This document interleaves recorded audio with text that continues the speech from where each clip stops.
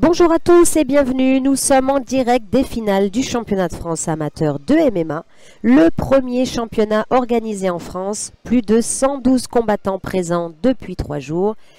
Donc 109 hommes et 3 femmes, venant de toute l'Hexagone, répartis dans 9 catégories de poids différentes, donc 9 finales aujourd'hui. À mes côtés pour commenter, Yves Landu. Bonjour Yves. Salut tout le monde, Yves Landu, je me présente, combattant des MMA, membre de la Snake Team.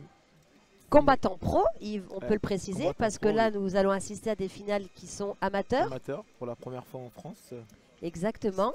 C'est une joie et un plaisir d'assister en tant que coach et en tant que commentateur.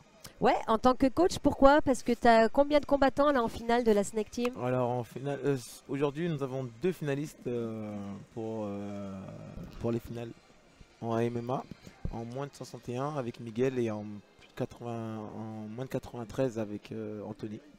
Ouais, c'est beau, c'est plutôt une belle performance Ouais, pour une bonne première. performance, bah, ils sont là pour prouver, pour tester, pour démontrer que l'entraînement paye via la performance qu'ils vont produire aujourd'hui. Tout à fait. Donc Yves pour m'accompagner sur le premier combat. Et puis ensuite, nous aurons Marie Loiseau, combattante de MMA Pro également. Et là, je laisse la place à Sébastien, c'est ça Yves? Oui, Sébastien, Sébastien qui est présentateur des plus grosses organisations en pancras et maintenant MMA de France.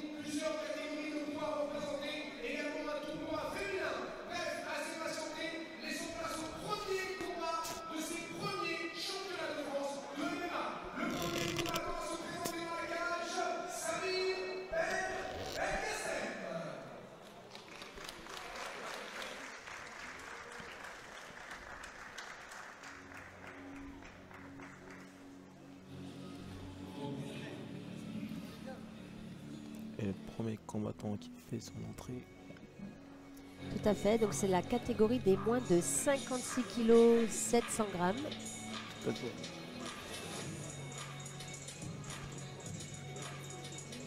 Donc là, Samir Belkacem rentre dans la cage, donc il vient de l'écurie, la Kerner Team. Ça te parle Yves? Ouais, c'est une team qui est sur Paris, ils sont spécialisés dans le pied-point, avec un grand entraîneur qui est Guillaume Carner. Et bah, ils ont évolué dans les MMA comme plein d'écuries de nos jours. Et donc là,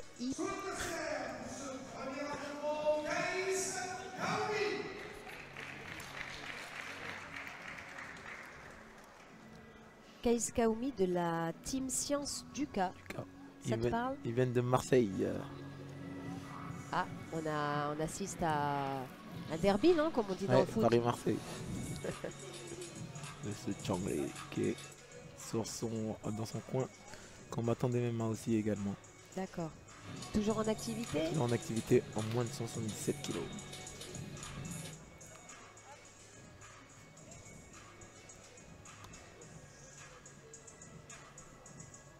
Donc là, c'est une belle caté, les moins de 56, ça va vite. Ouais, c'est explosif, c'est explosif, dynamique.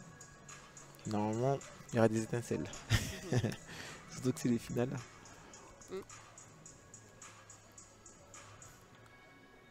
La pression monte, la pression monte. Donc la compétition a quand même démarré en 16e de finale, c'est ça Yves? Vendredi, ensuite les 8e, les quarts de finale. Après, c'est 16e de finale pour la KT où il y avait plus de monde.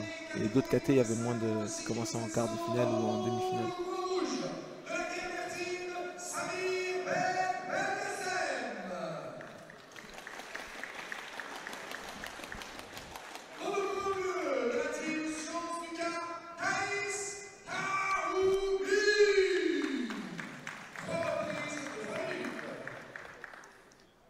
Voilà, de là, comme il vient de le préciser Sébastien, c'est des reprises de 3 minutes. Donc 3 au total Yves, c'est ça? Ouais, 3 fois 3 minutes en amateur. En amateur. En pro, c'est 3 fois 5 minutes. Et toujours 1 minute de récup entre chaque round.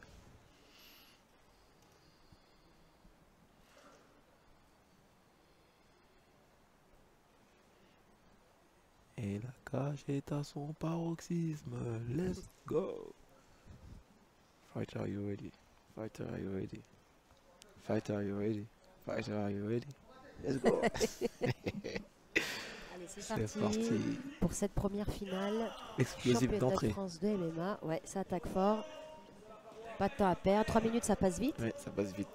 Bien gérer ses 3 minutes. Mhm.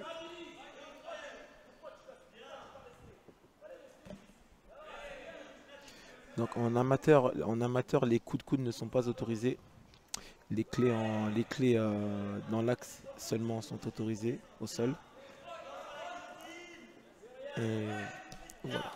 Il y a seulement les coups de coude qui sont interdits. Ouais, les coups de coude interdits. Les coups de genoux sont autorisés. Hein. Coup de genou au corps, pas à la tête. D'accord, d'accord.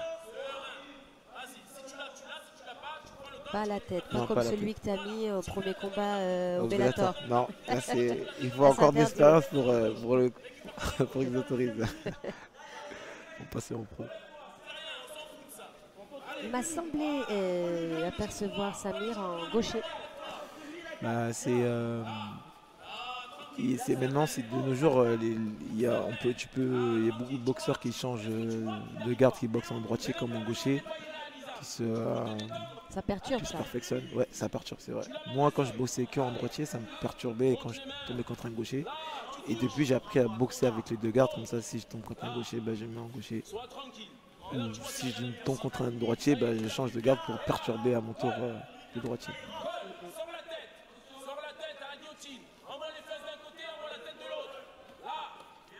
Attention, pas de genou à la tête. Hein.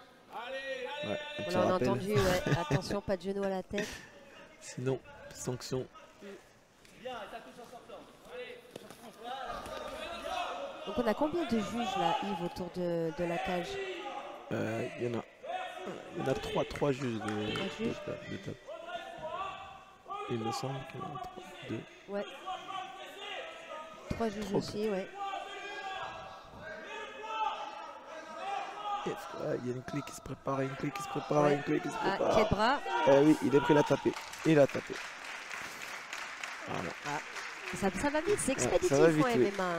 C'est pour ça que tu peux gagner soit en soumission, soit par arrêt de l'arbitre en TKO, ou via un KO, via un TKO, ou via une soumission. Et tout va très vite, tout peut arriver très vite. Comme on vient de le voir, hein, en 2 minutes 30, le match c'est terminé. Premier round, les échos. Maintenant, nous avons place aux filles.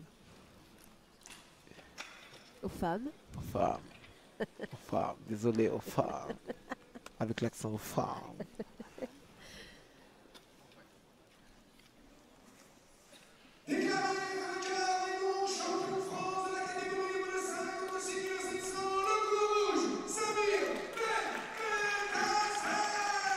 Une belle victoire Félicitations à de lui. Samir. Il gagne sa finale par soumission. Juju Gatame. Bravo, bravo à lui. Samir, Tim Kerner. Il l'attendait peut-être en pied-point, mais il l'a eu au sol.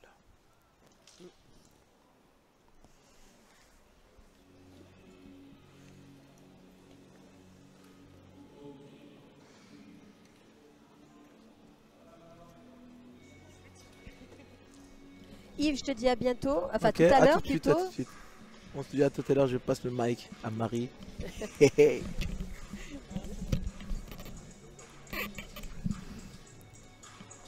Salut Marie. Salut Cynthia. Marie Loiseau, donc comme vous pouvez l'entendre, donc combattante pro de MMA. C'est ça. Comment vas-tu? Ben ça va, super contente d'être ici et de voir que tout se passe bien pour la première édition. Donc pour l'instant, il n'y a pas d'accro. Tout se déroule dans le meilleur des mondes, on va dire. Donc ouais, c'est cool, ça fait plaisir. Puis ouais, c'est un peu une satisfaction de voir enfin des championnats de France ici en France, quoi. C'est vraiment super nouvelle. Effectivement, donc c'est une première. C'est une première dans notre pays, donc depuis la légalisation en 2020 de ce sport.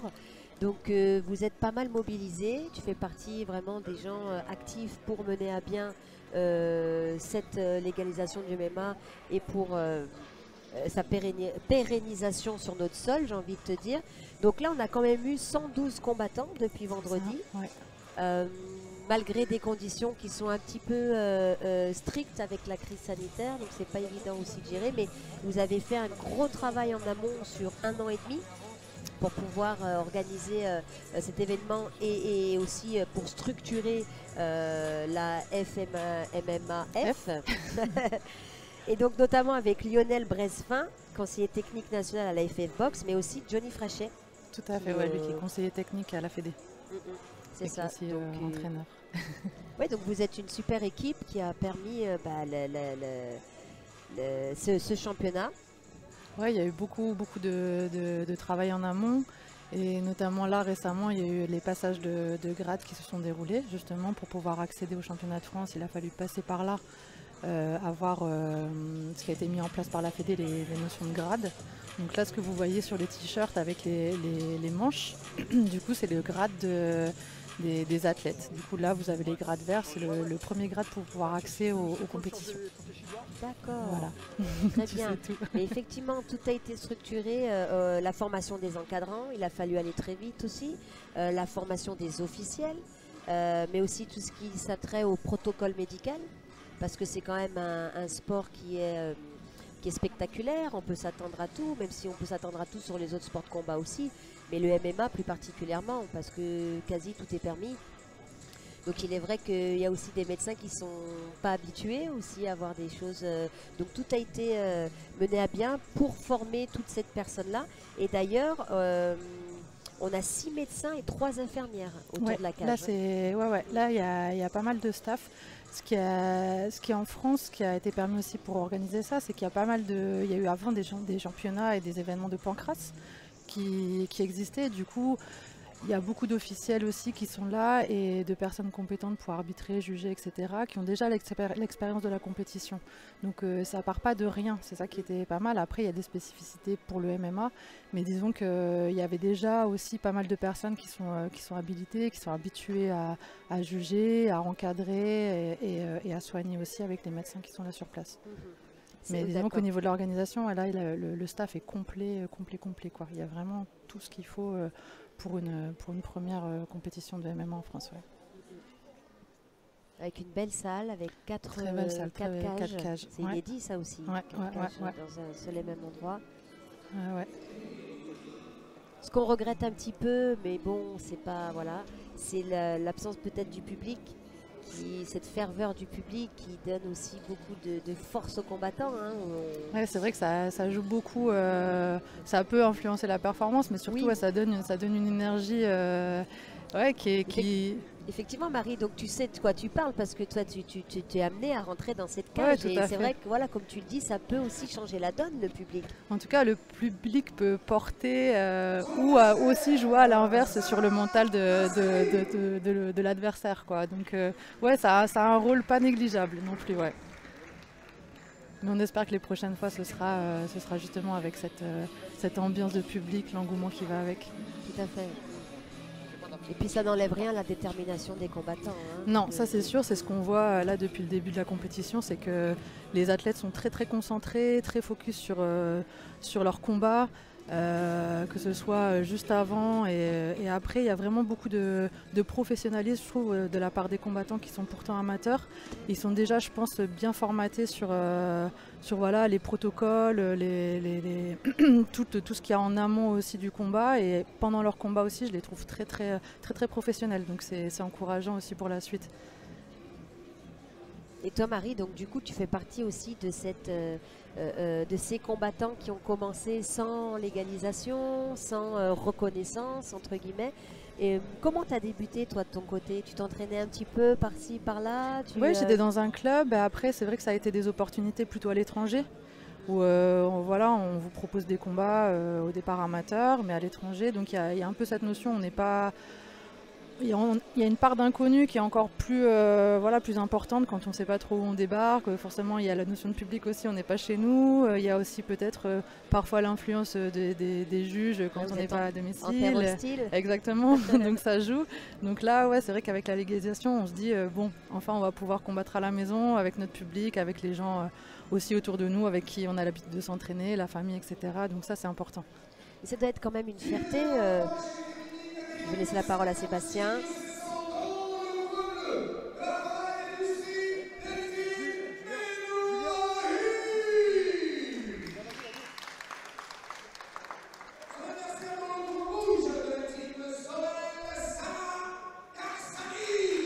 Donc là, on va avoir 2 combattantes, à savoir que pour les filles, il y avait 3 filles qui étaient inscrites. Donc c'est pas un système de poule, ça a été un système, ce qu'on appelle un système nordique, où toutes les filles vont pouvoir se rencontrer.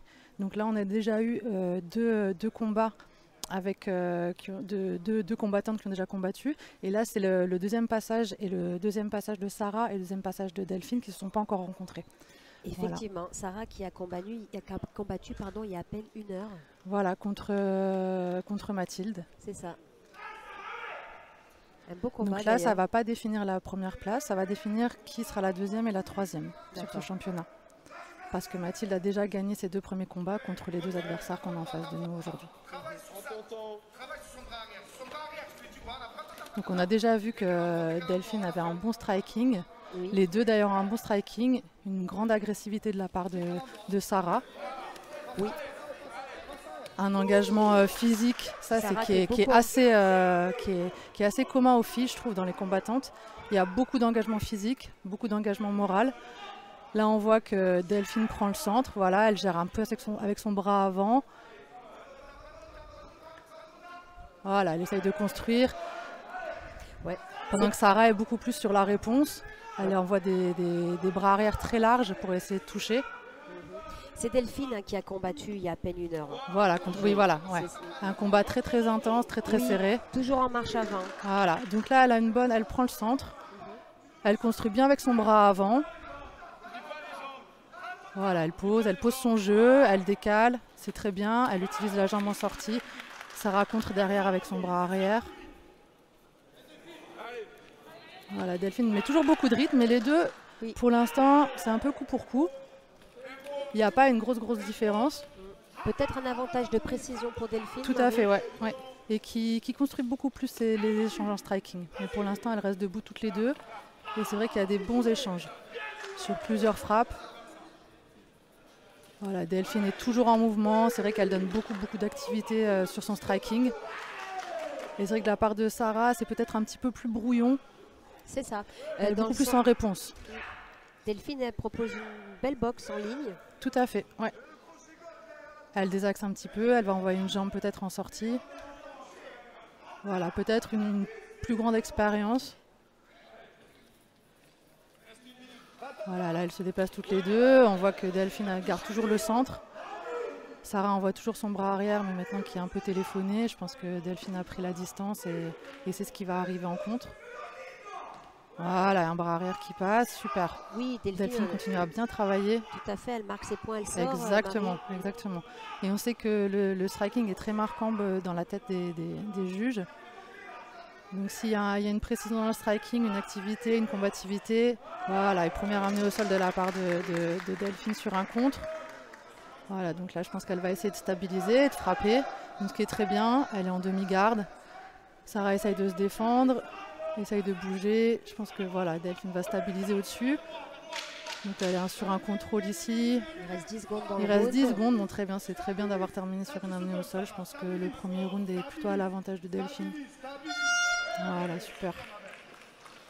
Super, donc premier round avec l'avantage pour Delphine.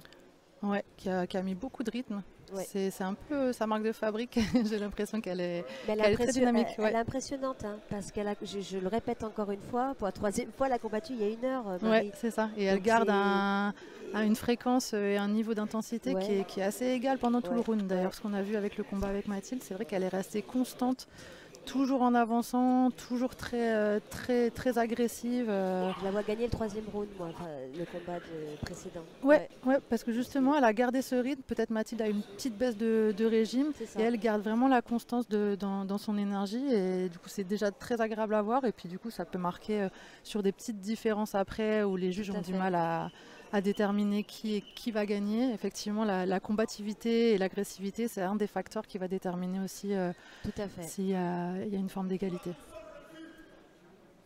Tu te revois un petit peu à tes débuts, là, Marie? Alors moi, j'ai combattu, mes débuts, c'était plutôt sur des tatamis et sur des rings. Il n'y avait pas la cage. Donc, ouais. Là, elles ont vraiment de la chance, les filles, de commencer dans des super conditions comme ça. Ouais, mais je trouve aussi que c'est quand même, vous êtes quand même les pionniers, c'est quand même aussi une belle place. Ouais, tu tout vois, à fait. d'avoir Ouais, un petit ouais. peu ouvert la voie à cette Ah génération. ouais, ouais, tu ouais. Et vois. puis surtout pour les filles. Hein. Enfin, c'est bien d'avoir beaucoup d'exemples là comme aujourd'hui. Alors là, ça commence à frapper plus dur de la part de Sarah. Voilà, je pense qu'elle cherche peut-être coup le dur. coup, ouais, exactement, le coup dur, peut-être pour chercher un KO. Voilà, mais je Se pense que sentant peut-être en retard. exactement, elle a des points à rattraper. Donc elle est un peu courte sur sa distance. Là, Delphine a trouvé la distance idéale pour pouvoir toucher. Et ce C'est bras ça. arrière, je pense qu'il ne touchera plus beaucoup Delphine. Par contre, c'est vraiment coup pour coup. C'est vraiment là, on a vraiment des échanges très dynamiques. C'est ce qu'on aime beaucoup dans les combats féminins, Ouais. comme tu l'évoquais tout à l'heure. L'engagement, L'engagement. tout à fait. Delphine travaille bien avec son bras avant. Souvent, elle change de niveau. Ce bras avant qui est là Voilà. pour... Donc là, peut-être elle a été chercher pas un coup pour aller descendre au sol. Elle est revenue sur le striking. Elle a réajusté. Un Voilà. bras avant qu'elle met en décalage. Exactement, permet elle de pas être désaxe un touchée petit peu. aussi, ouais. Exactement. Et Sarah reste bien protégée, elle est vaillante. Peut-être un peu moins mobile du haut du corps, donc elle prend peut-être plus les coups que Delphine. Voilà. Mais elle lâche pas l'affaire. Il y a une belle hypercute de bras arrière de Delphine. Il y a beaucoup plus de débit de la part de Delphine. C'est impressionnant, je trouve, vraiment, parce qu'elle garde une certaine fraîcheur en plus. Tout à fait, ouais. Et comme tu dis, après un deuxième combat, il y a peu de temps. Donc là, c'est sur 3 minutes, 3 x 3. C'est quand même épuisant. Voilà, ce bras arrière qui touche à chaque fois. Ok, l'amener au sol, sur un contre encore une fois. Donc là, elle va essayer de stabiliser. Sarah se relève immédiatement, se sert de la cage, c'est super. Et ça retombe. Ok, elle a été saisie en double leg. Elle va placer sa tête. Voilà, son coach lui demande de au moins se rasseoir. Pendant que Delphine frappe au visage. Donc ces fameuses frappes de Grand Pound qui sont spécifiques au MMA. C'est ça. Et qui marquent beaucoup de points. La différence avec le pancras, Marie. Exactement, ouais. En pancras, il n'y a pas de coup au sol. Voilà, il n'y a pas de frappe au sol. Voilà, donc là, elle prend une side. Sarah essaye de sortir de la position qui est en dessous. Voilà, elle va essayer de prendre la montée. Ok, super. Ok, elle reprend une position dominante. Sarah essaye d'activer, effectivement, comme dit son coach. Delphine garde le contrôle. On sait que pour Delphine, c'est un peu son domaine de prédilection. Elle a pris la montée et là, elle commence le Grand Pound. C'est un peu le début de la fin, souvent, dans cette position-là. Ça risque de s'arrêter. Après, ça va être à l'appréciation de l'arbitre. Il reste 15 secondes. Ah, bah, fin du round. Alors là, on va voir s'il arrête avant ou si elle continue à se défendre. Sarah, normalement, elle n'est pas arrêtée. C'est vraiment quand il y a inaction de la personne en dessous que le combat est arrêté. Super round pour Delphine. Alors là, c'est vraiment un bon travail. Elle a peut-être pas pu s'exprimer avec Mathilde au niveau du sol. Et là, voilà, Tout à fait. il y avait peut-être le premier combat avec le stress, etc. Et là, on voit que voilà, elle a beaucoup de cordes à son arc. Delphine, elle est complète. Et du coup, là, elle a pu s'exprimer un peu au sol. Et c'est vrai qu'elle a un passé en grappling qui est assez conséquent, qui est important. Donc c'est bien qu'elle puisse l'exprimer aussi, de faire un peu la reconversion dans le MMA. C'est pas forcément évident de réadapter son sport dans un autre. Et là, je trouve que c'est vraiment chouette le round qu'elle a fait. Et je pense qu'elle sera satisfaite d'avoir pu s'exprimer de la sorte, un peu dans son domaine de prédilection. Donc elle vient du grappling, Ouais, Delphine. exactement, ouais. C'est une bonne combattante de grappling. Il lui reste un round pour justement remporter Alors ce là, combat. ouais, du coup, ce qui se passe, c'est que Delphine, a priori, a remporté les 2 premiers rounds. Du coup, Sarah, l'opportunité qu'elle a, c'est la solution, on va dire, ce serait le KO ou une soumission. Après, au point, ça va être difficile de remonter, impossible, voire même. Donc voilà, on va voir un peu la stratégie qu'elle va mettre en place, à savoir que le 3e round, on est un peu plus fatigué, un peu moins lucide. Peut-être les attaques sont un peu plus téléphonées, donc ça va être peut-être un peu plus dur. Mais tout est possible en MMA, donc voilà, on va voir la suite. Ça. Tout est possible, Marie. Exactement. C'est Ça fait partie de la beauté de ce sport. Exactement. En tout cas, Sarah se démène et ne lâche rien. Et ça, c'est une grande qualité aussi pour une combattante. Voilà, elle n'a pas abandonné, même quand elle était dans le Grand Pound. Et parce qu'elle a dû encaisser quand même 15 secondes de coup. Exactement. Et une minute après repartir. Donc là, ouais. Donc Delphine continue avec son striking. Voilà. Et retente une amenée au sol. Sarah se relève. Elle essaye de prendre une guillotine. La Delphine a recomposé pour reprendre le dos. Voilà, les deux font une bonne présentation. Bon là, elle est partie sur le dos avec un étranglement arrière. Là, avec les gants, des fois, c'est difficile de passer des soumissions qu'on a l'habitude de passer en grappling parce que ça gêne un petit peu. Sarah essaie de se relever et Delphine va reprendre la montée. Alors, elle donne le dos. C'est plutôt pas une bonne position pour Sarah. Pourquoi? D'être sur le dos, ben, justement, un étranglement peut passer et il vaut mieux avoir les épaules au sol pour pouvoir sortir. Voilà, là, ça a arrêté. Voilà, je pense que l'arbitre a estimé que, voilà, après deux grands hand pounds, même avec l'engagement de Sarah et sa combativité, on reste en amateur, donc je pense qu'il ne faut pas non plus prendre beaucoup de risques sur les blessures que ça peut occasionner.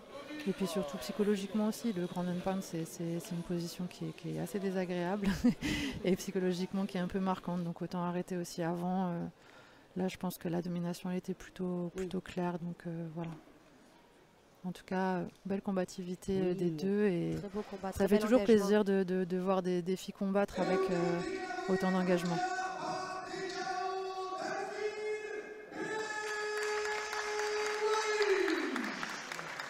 Bravo à Delphine. Voilà, bravo à Delphine et bravo à Sarah. Et on également. rappelle que du coup, c'était le combat pour désigner la deuxième et la troisième place. Donc une belle deuxième place pour Delphine, mais même une troisième pour Sarah sur ce premier championnat de France MMA. Ouais. C'est historique. Ouais, complètement. On est face à l'histoire. Donc là, à savoir qu'à la fin des combats, les combattantes et les combattants vont subir un checking médical, donc pour voir si tout va bien, s'il n'y a pas de bobos. On vérifie la vision, etc. Donc on enlève le matériel, on va voir le médecin et si tout va bien, on continue. On retourne à l'entraînement.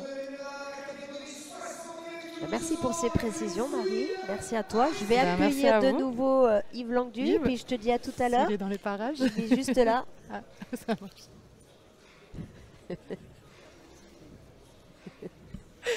Merci Marie, à tout à l'heure.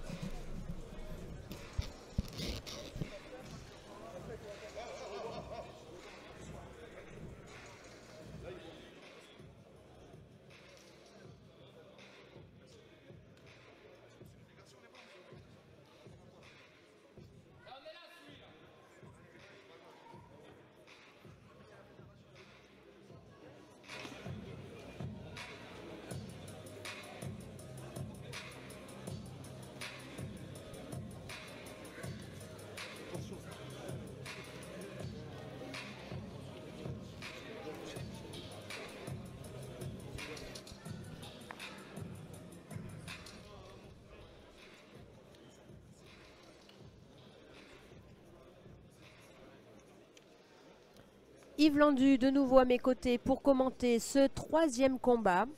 Donc la deuxième finale. De garçons, tout à fait. Qui oppose donc Miguel Colom de la Snake Team. Et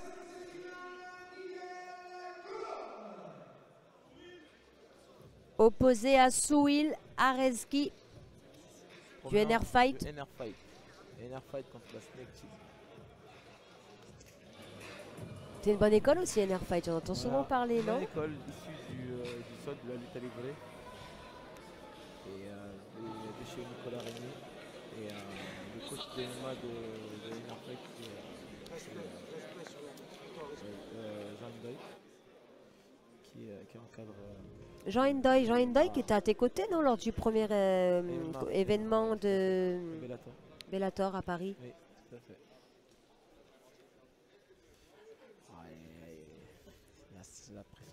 La pression monte. Pour Miguel ou pour toi? Pour les deux. Pour les trois. Et Cyril? Même les quatre, alors même Sohil. Ça ferait ça aussi. Hein. Chaque combattant, tous les combattants ont l'adrénaline, la peur de l'incertitude.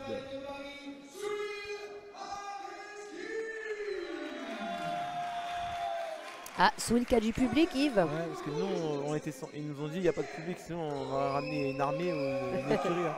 Il y a des bus qui attendaient, mais manque de pro, ils ont pas pu venir. Donc on aperçoit aussi Cyril Diabaté, le Yes. patron de la Snake. Snake Team.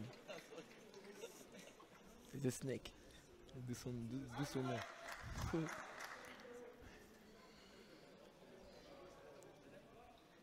Donc là on est chez les moins de 54 kilos, Yves. Non, moins 161. Moins de Ils sont 61. trompés, c'est Moins de 61,2, ouais.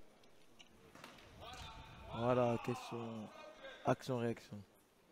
Miguel qui est issu du pied-point, notamment de l'ABF. D'accord. Du coup, au niveau striking, normalement, ça doit bien se passer. Miguel qui en carte de gaucher aussi. Ouais, il change de garde aussi. Il change de garde aussi. Il reste 2 minutes 30. Tu temporises sur... On est parti à la partie seule. Directement, ouais. Quelle est la spécialité de Miguel? Striking. Et à mon avis, je pense que l'autre, c'est le seul, il veut amener son combattant au sol. Et donc chacun son point fort et on verra qui aura le meilleur game plan. Miguel qui tente une guillotine. Récupère tes jambes. Frôle. À jour, remets pas de joue. Donne pas ton dos. Serre-toi de la cage. Voilà, c'est ça. Serre-toi de la cage. Combien d'années d'expérience pour Miguel, Yves? En MMA ou en pied-point en BF? Son parcours? Il a plus de 4 ans de BF. Et en MMA, c'est mis cette année, enfin avec le Covid, tout ça, on va dire ça fait 2 ans. Donc il a 4 ans de BF et 2 ans, on va dire. de MMA. D'accord. La BF qui est une très bonne école. Oui. Très bonne école pied-point. Ils sont souvent, ils arrivent très bien à gérer l'espace, ceux qui viennent de la boxe française, avec les déplacements. Ils se déplacent beaucoup, tout ça, percussions, ils se déplacent, explosifs. Tentative pour la faire. Un Juji qui tente un Juji.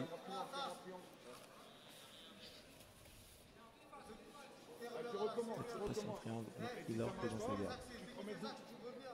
Allez, pousse, remets-toi debout, Miguel. Reste pas sur le dos, remets-toi debout. Donc là, les gants, Yves, ils sont différents des gants de pro. Oui.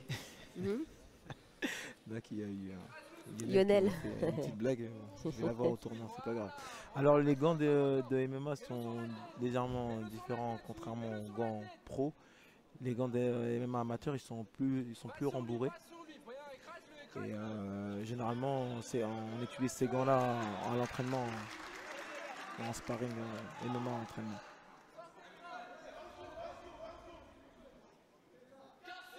Comme il y a plus de rembourrage avec ces gants, du coup il y a moins de risque d'ouverture.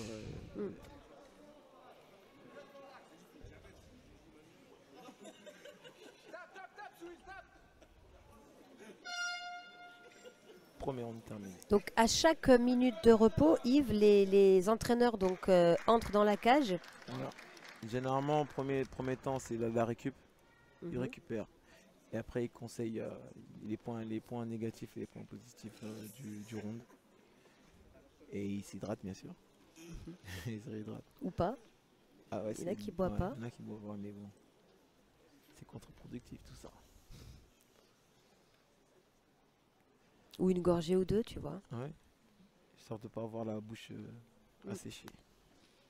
Ils ont aussi des protèges tibia, Yves. Bah, comme je disais, c'était les amateurs. Amateurs, c'est des gants rembourrés plus prothèses tibia. Et pareil, par rapport au coup, comme je disais tout à l'heure, pas de droit au coup de coude, pas de droit au coup de genou à la tête. Et pas de soumission en clé, en torsion. Uniquement dans l'axe. Et les 3 minutes au lieu de 5 minutes en pro.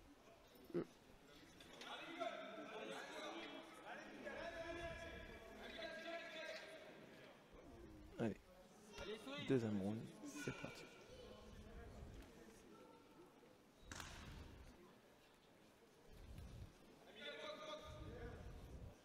Miguel avec une garde basse, hein, striking, hein, plutôt à Et, l'aise. ce qui joue avec le coup d'œil et son explosivité en fait. Chacun sa garde, il y a plusieurs écoles. Ouais, pas mal cet enchaînement, là. Double attaque. Là, il va être relâché. Quand il est relâché, il fait mal. Et on peut le voir. Là, il a l'air relâché. Voilà. Pour une finale, c'est plutôt bien. Yes, Il prend le centre de la cage. tout à fait. Positif aussi. Ouais. Ouais, joli. Super. Ça sème beaucoup en contre Ouais. du bras avant. Et les... Mais il va pas le laisser faire, hein, Non, Souil. non, Hein. non. Il a Ouais, c'est compris vrai. hein, que c'était Il a son point compris fort. En pied-point, c'était compliqué. Son but, c'est de le ramener au sol. Hein. On pratique du MMA. Hein. Le MMA, c'est pas que du pied-point, c'est pas que de la lutte, c'est pas que du sol. C'est un mélange de tout. Comme son nom l'indique. Mix martial art. C'est ça. Donc c'est à la fois, ça propose beaucoup de possibilités de s'en sortir, on va dire. Il y a beaucoup de combinaisons possibles, que ce soit striking, au sol, etc. Mais aussi les techniques avec les coups de coude, normalement pour les pros, les coups de genoux. Et c'est à la fois bien, comme Ça peut desservir comme Voilà. servir comme desservir. C'est ça. Ben, notamment, grâce aux liaisons aussi, on a des bonnes liaisons, ça nous sert. Les mauvaises liaisons, ça nous dessert. On peut être bon lutteur, mais si on n'a pas le timing d'attraper son adversaire à bonne distance, mais on se fait contrer rapidement. C'est une des différences avec les autres sports de combat, Yves, non? Tout à fait. Les liaisons. Liaison boxe lutte, les liaisons lutte sol et les frappes au sol aussi. Parce qu'on peut être bon grappleur, bon mec du sol. On rajoute les frappes, il y a une grande différence. Et tu peux nous donner un exemple de liaison, par exemple? Je boxe pour amener mon adversaire au sol en lutte, c'est-à-dire je vais boxer pour camoufler mon attaque de jambe. Si je fais une attaque de jambe sans boxer, généralement c'est téléphoné et je me fais contrer facilement. Tandis que si je boxe, en même temps je fais mon attaque de jambe, mon adversaire s'est concentré sur les percussions et moi il y a un changement de niveau pour amener mon adversaire au sol. D'accord. Et pareil pour la partie sol et lutte. Je ramène au sol pour prendre un contrôle dominant si possible, afin de soumettre mon adversaire ou d'avoir une bonne position ultra dominante pour le frapper, pour bien le frapper, pour bien le toucher, pour finaliser le combat. Parce que je rappelle que le but c'est de finaliser son combat sans le mettre en KO debout, Sans soumission. sans soumission, soit porter KO, arrêt de l'arbitre. Fin du deuxième round. Yes.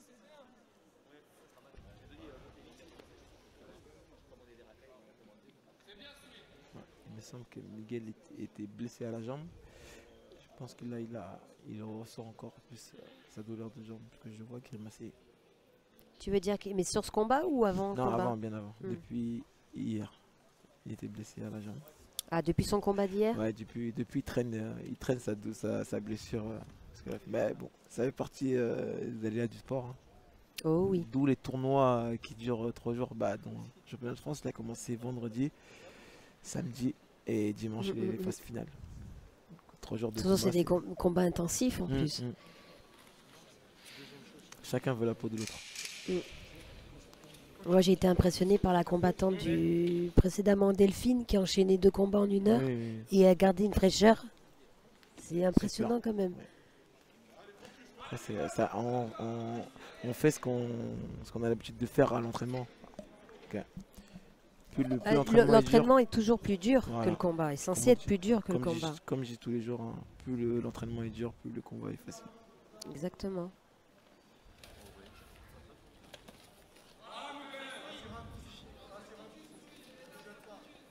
N'hésite pas à combiner. Est-ce que on peut dire que ça se joue sur ce 3e round, Yves?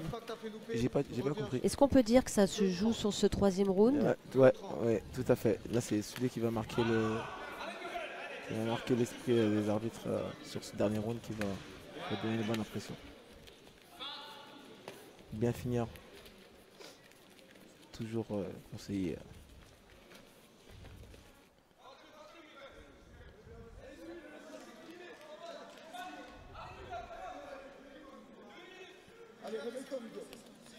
reste 2 minutes sur ce combat. 2 minutes pour l'emporter. Oui. Ouais, super. Swill qui propose quand même des combinaisons explosives. Il dit il a rien à perdre, il a rien à perdre, faut qu'il va au charbon.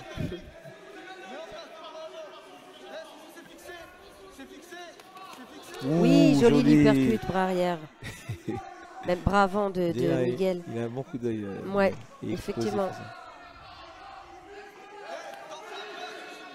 Il a un bon coup d'œil, Miguel, il paraît serein. Il y a l'espérance en BF, hein. ouais. Il a déjà combattu.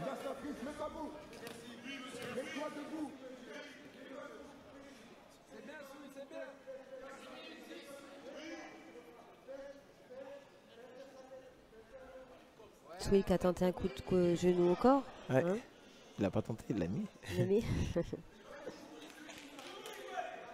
Ah, il faut faire Allez, il l'effort reste jusqu'à la une fin, minute. jusqu'à la fin, Ouais. jusqu'à la fin.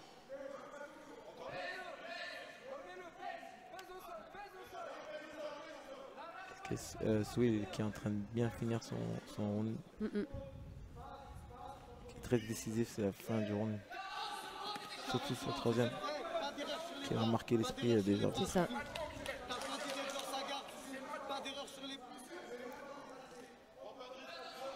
On entend d'ailleurs Cyril qui lui dit, hein, les Miguel, c'est maintenant. Jamais.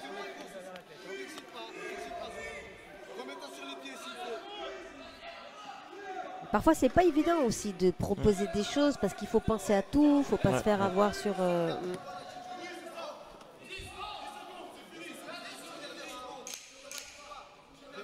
Reste 10 secondes.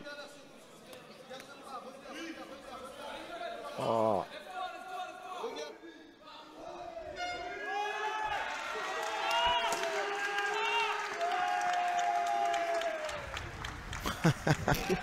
Ils sont excités là. Ah, ça c'est manque de contrôle de soi. Ah, là, là. Bah, ils n'ont pas aussi l'expérience des professionnels. Ah non, c'est pas lui qui a fait ça. Hein. C'est genre Wendell qui a jeté la bouteille. Self-control.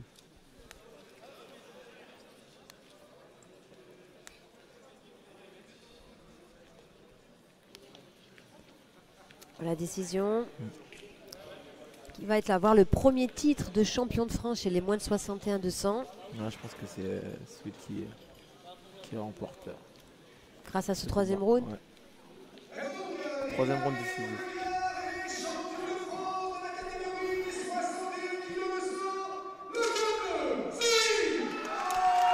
Bravo à lui. Comme on dit, il est parti chercher la victoire. Il n'a pas démérité.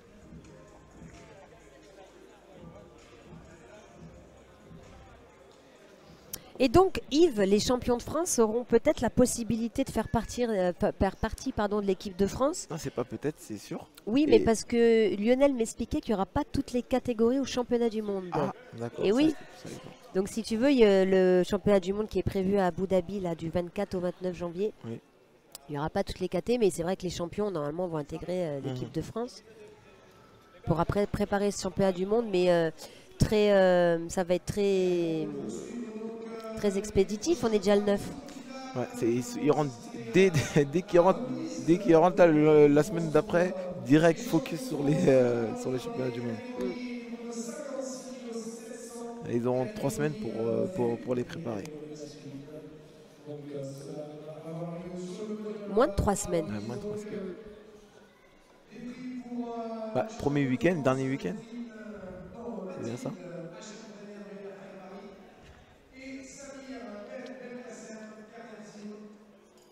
Donc ça va vite, on a 9 finales au programme, mais comme on l'a vu déjà, le combat féminin n'était pas parmi les finales parce qu'ils l'ont fait sous forme de tournoi. Ouais, Mais on a eu quand même on a eu un arrêt de l'arbitre, on a eu une soumission lors de la première finale, en ouais, clé de c'est vrai, bras. c'est vrai. Et là, décision, une victoire via la décision unanime. Et donc là, on va avoir justement les podiums, les récompenses. Ah, c'est vrai. Ensuite, place à la catégorie des 66 kilos.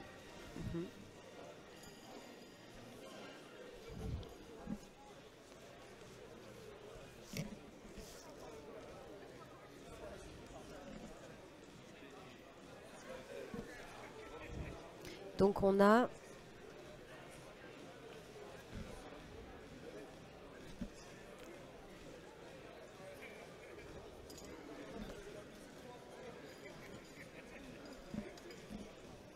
Samir Ben Belkacem qui a remporté le premier combat par soumis clé de bras.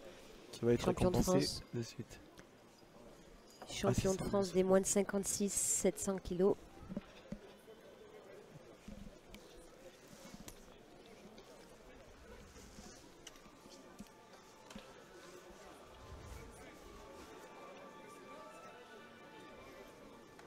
Ils vont mettre la musique l'hymne national de la France, non? L'hymne national, normalement, non? Généralement, c'est quand tu es un championnat d'Europe, un championnat du monde. Ouais. Et là, c'est le championnat de France, en fait.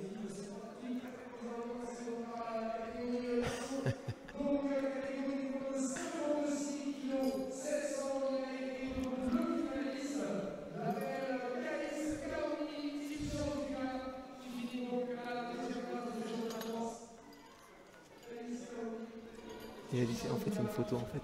Attends. Attends, il est tourné un bout. Ah, en train de manger. Ah!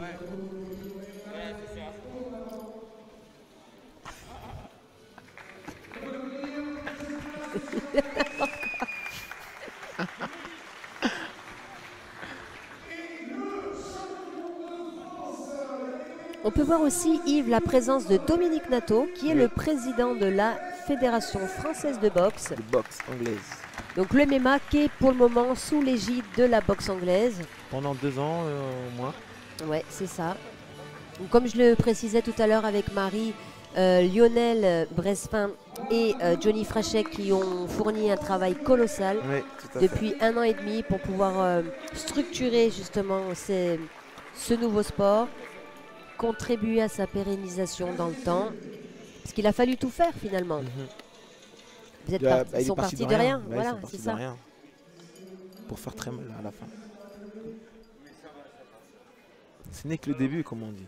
Ce n'est que le début. Et qu'est-ce que ça te fait, toi, de voir ça, la concrétisation de ce sport, toi qui as commencé...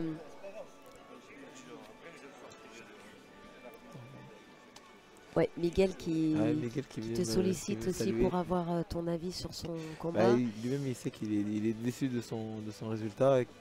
Il est déçu parce qu'il vaut mieux que ça. Il sait que sa performance n'a pas été bonne.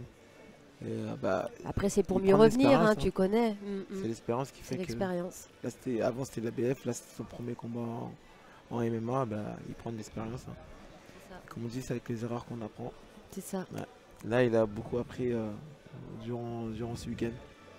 Et justement, l'expérience, Yves, comment tu l'as acquise, toi? Parce que tu as commencé, c'était pas structuré comme ça, ce sport, ce nouveau sport en France. Moi, l'expérience, je l'ai appris dans le tas, en fait. Dans mes débuts de MMA, déjà, moi, je faisais du pancrace. Et même en tant que pancrace, je n'étais pas dans un club de pancrace ni MMA. Je faisais de la lutte d'un côté, dans un club de lutte. Je faisais du sol dans un club de sol. Et je faisais Quand tu dis que tu faisais du sol dans un club de sol Jiu-jitsu brésilien, d'accord. grappling. Au VKG à Lagny-sur-Marne. L'entraîneur Guillaume Piquier, big up à lui. Et je faisais de la boxe en loisir aussi à Meaux, dans ma ville d'origine. Avec ton ami aussi, Jérémy. Non, Jérémy aussi au sol dans le Jérémy au sol, c'est via Guillaume Piquet, mais Jérémy qui m'avait pris en main spécialement. Ok. Et en pied-point, j'étais en loisir, je boxais en loisir avec Abel Kandjili, avec Karim Gadji aussi. Karim Gadji qu'on salue. Gros big up à lui aussi. Karim Gadji de Meaux, 7-7. Nous deux, on est issus du breakdance. C'est le breakdance qui nous a emmenés dans les sports de combat. Fantastique Armada. Et comment ça? Comment vous êtes passé du break Au sport de combat. ou du coq à l'âne. Oui et non, parce qu'il y a beaucoup de similitudes. Ouais, c'est Dans- vrai. Bah, je suis passé du breakdance au sport de combat. Attendez, on attend Seb Seb qui est au mic. On le laisse prendre le mic.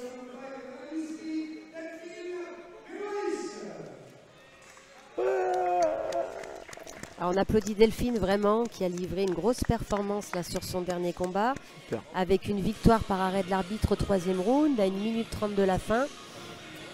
Une combattante vraiment à surveiller parce que très bonne condition physique, très bon cardio, belle technique, au point, Tout à fait.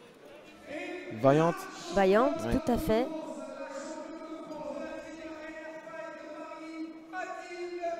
N'a pas démérité. Donc vice-championne de France pour Delphine, Ouais. championne de France pour Mathilde. Mathilde aussi, qui Ouais, les deux, le combat entre les deux était vraiment intéressant. Mais je pense qu'ils se connaissent bien les deux. Hein, parce Oui, qu'ils je pense aussi. Ils ont les entraîneurs en commun. Mathilde qui a réussi à maintenir Delphine à distance avec un léger avantage de taille. Donc elle a, avec une technique de poing bien maîtrisée, elle a réussi à la tenir à distance. Tout à fait. Il a empêché de faire ce qu'elle voulait. Ouais. Une belle stratégie.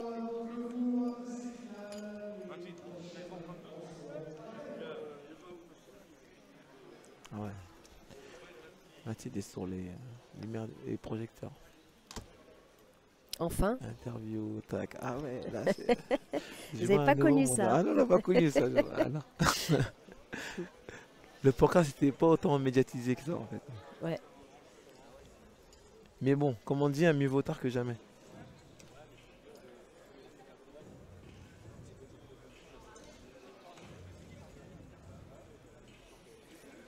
donc là le prochain combat, Yves, ça c'est entre Adel Khaldoun de la bonne école Mhm. et Mazri Amar du Chaos Squad en moins de 65 kg 8.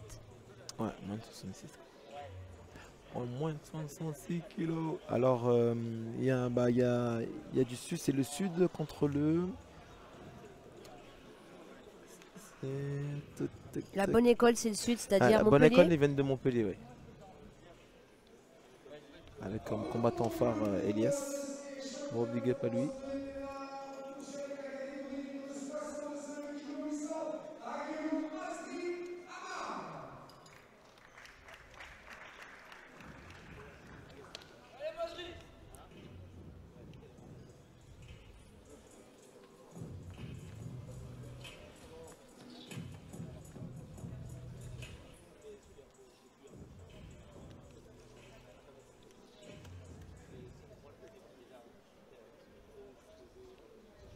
Non, c'est Shabanka, je vois, qui est dans son coin pour le prochain fight.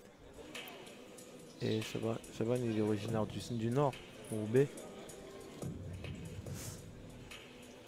Peut-être qu'il est exceptionnellement dans son coin, je sais pas.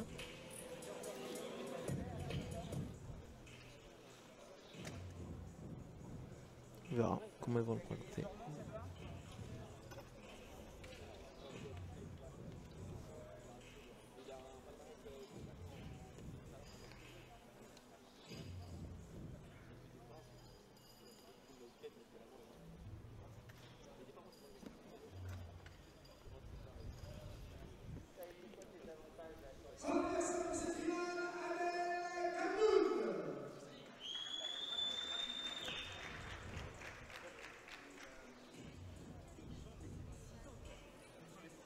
Adel Khaldoun, Yves de la bonne école, hein, c'est bien ça. D'accord.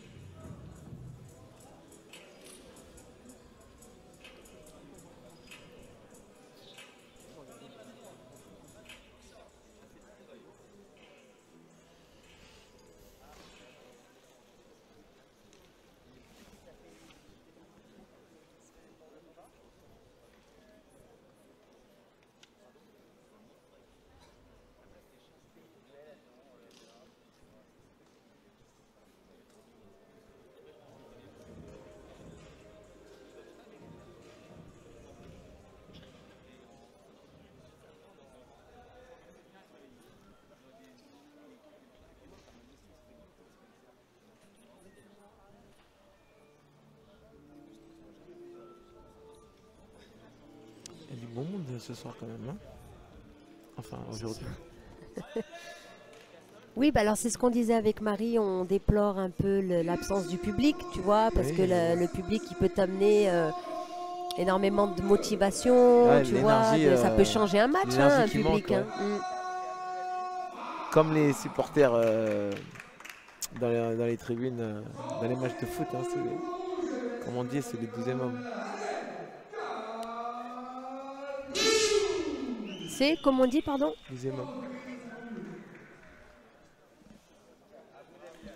Ça te motive 2 fois plus, hein, le public, surtout quand c'est ton public qui est là, qui te motive 2 fois plus, qui t'encourage Mais c'est clair. à pousser Dans tes dans tes retranchements. retranchements, dans tes limites, tout ça. À te sortir de la zone rouge.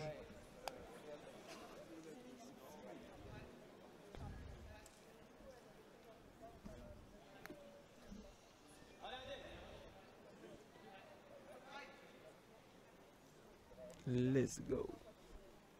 C'est parti pour le premier round. J'ai moins de 66 kilos.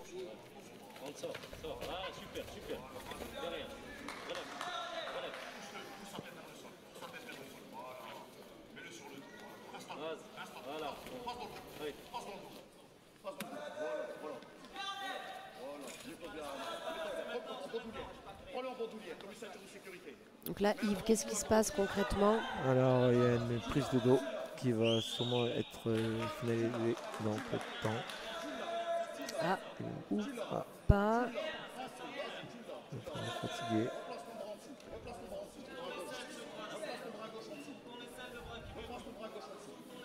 Ah, bien défendu, mais pas jusqu'au bout.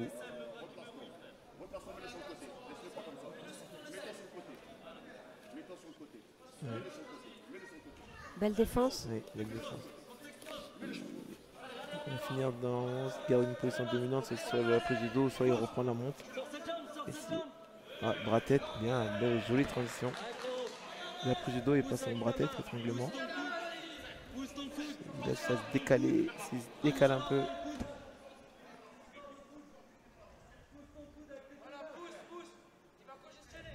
Voilà, il est en train de fatiguer pour l'instant. Il a juste à se décaler pour finaliser son bras-tête. Non, il l'a pas fait. Transition directement. Ah, Mazric a démarré fort, hein, Ouais. qui a envoyé directement au sol Adel. et la partie en MMA qui fatigue le plus, c'est la partie lutte. Le scramble, surtout quand ils sont là en train de se... Pourquoi c'est plus fatigant, Yves Parce que tu es congestionné non-stop et tu es là, tu es en mode attaque, tu es tout contracté. Et la transition d'être contracté et directement reboxer ou directement aller au sol pour prendre le contrôle dominant, cette partie-là de lutte là, elle est vraiment épuisante.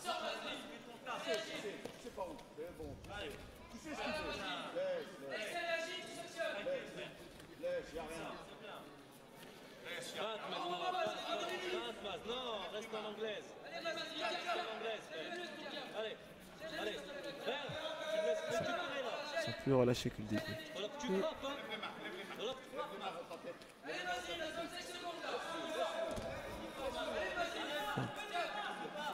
Allez, faut... ouais. La recherche, super. Ils ont montré la garde en sortie de corps à corps. En sortie de combinaison, de boxe.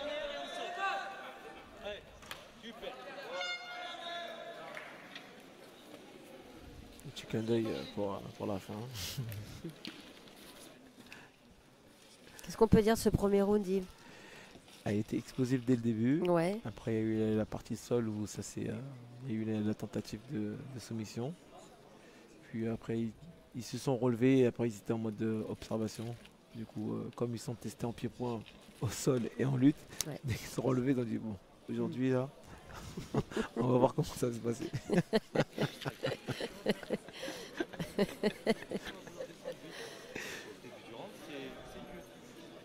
Non, vraiment, moi je suis impressionnée par les combattants de MMA. Il y a tellement de choses à gérer. Surtout, C'est un sport d'intello pour moi. c'est pire qu'un jeu d'échecs. Ouais.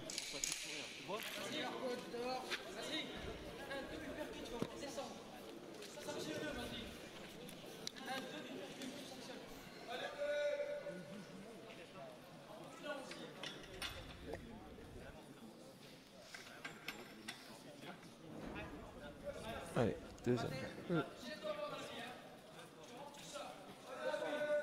Adèle a tout intérêt à profiter de son avantage de Ouais, taille, son non? allonge. Et c'est pas tout le monde qui sait faire ça, Oui. d'utiliser ses points forts. Son allonge, tout à fait, ouais. Ou ses points forts, ouais. D'autres n'en ont pas conscience, d'autres n'y arrivent pas. Et des fois, on n'a pas la lucidité. joli. Ouais, joli le coup de pied, Jean Barrière.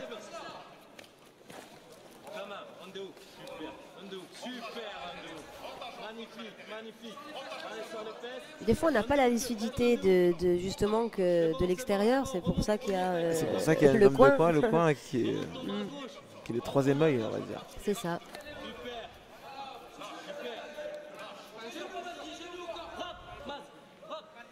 Il a déchiré. On n'a pas le droit de toucher les habits, on n'a pas le droit d'attraper les habits. C'est pour ça qu'il s'est plaint. D'accord. À mon avis, c'était involontaire. Je vois Adèle, il commence à prendre confiance en lui. Il le cadre. Le cadre bien. cadre.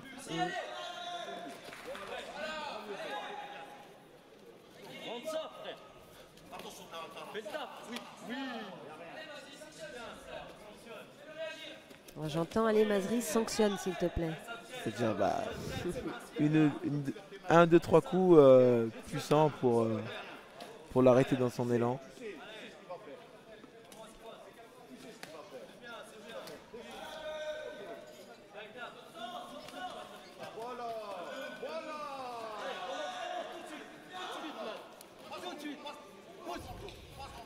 Pousse contre la cage.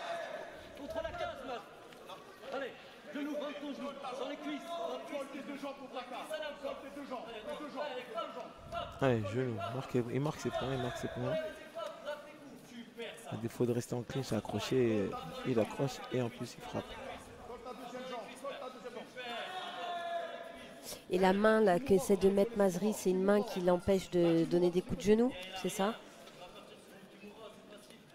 Ta main droite. Au Tu vois, il met visage, sa main droite sur la cuisse pour pas prendre des coups de genou d'Adèle. avec son genou droit, pour qu'il vise sa tête.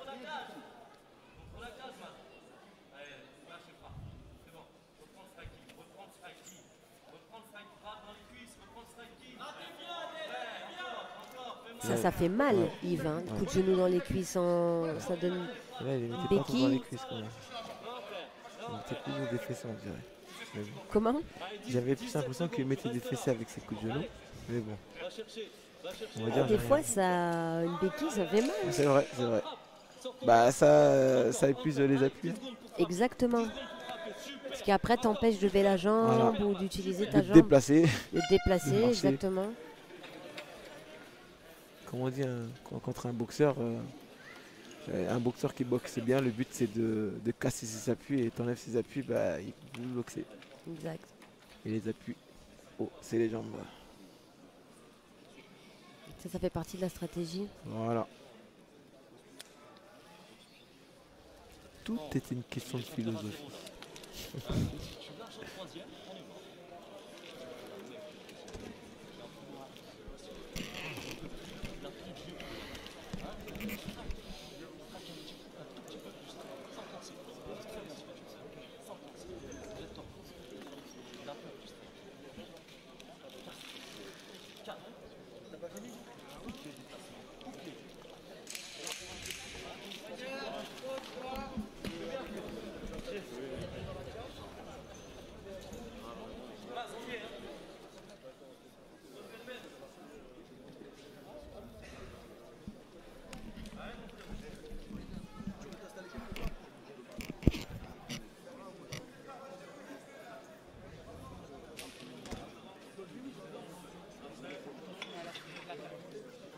Allez, troisième round final.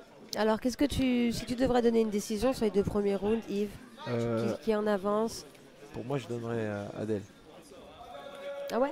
Plus entreprenant peut-être? Centre du ring, coup de pied percutant.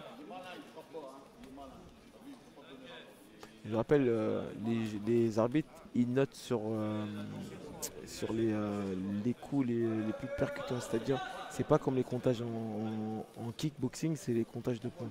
Je touche. Alors qu'en Muay Thai, par exemple, la Muay Thai, c'est les coups les plus percutants qui sont notés Là, en MMA, bah, c'est la notation du Muay Thai. En fait, c'est les coups les plus percutants. C'est ils cherchent à mettre, des coups qui cherchent à mettre KO. Des coups qui sont là juste pour la touche, tout ça, ils prennent pas en compte. Et ils prennent en compte que les coups qui percutent pour mettre KO, quoi. Et c'est pareil pour le sol. C'est soit une tentative de soumission, soit la personne cherche à finaliser le combat en faisant une soumission ou un étranglement, ou cherche à frapper en ground and pound avec des vraies frappes significatives. Des frappes juste pour faire touche pipi, tout ça, là, non. Ils veulent pas ça. Parce qu'un arbitre m'a confirmé tout à l'heure. D'accord.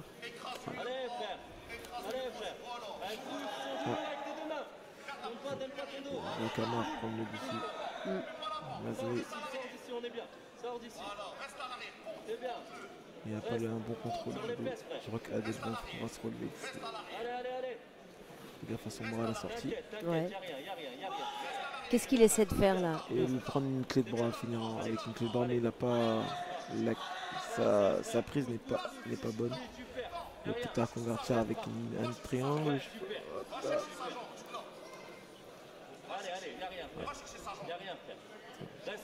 Ah, des fois on se retrouve dans des Ah, là il positions. sont dans une position, l'autre il peut pas se mettre et l'autre il a du mal à sortir. Si on immortalise en photo, on regarde la photo, ça va faire bizarre.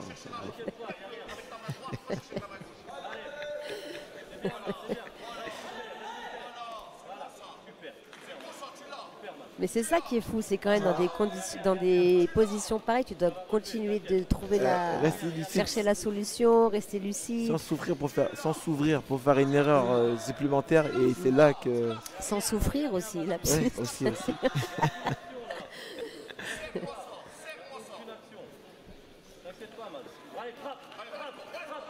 À mon avis, il va vouloir se venger. Pas la tête là, pas la tête vers l'avant. On n'a pas le droit des coups de pied à la tête, Si, Yves, hein. si, Ah ouais? si, tout à fait. L'estompe. Là il peut lui mettre un coup de pied dans la Tout à tête. fait. S'il me présente sa tête vers l'avant et en faisant une erreur, D'accord. erreur de débutant comme on dit. Allez, 10 secondes. Qui finit. Adel il va essayer de bien finir pour marquer l'esprit des C'est arbitres. ça. Fin du combat. Fin du combat. Ah.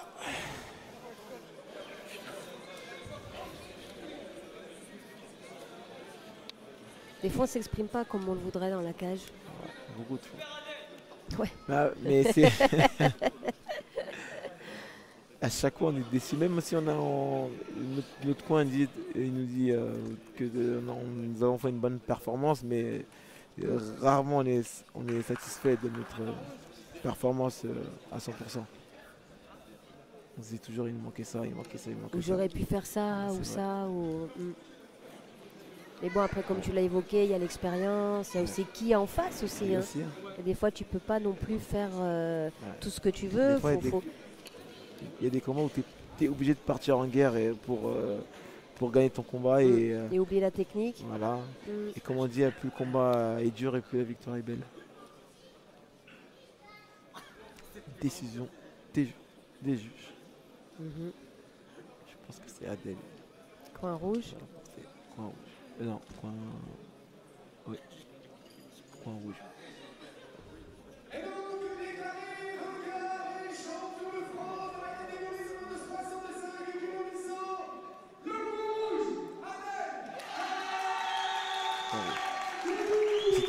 C'était serré quand même.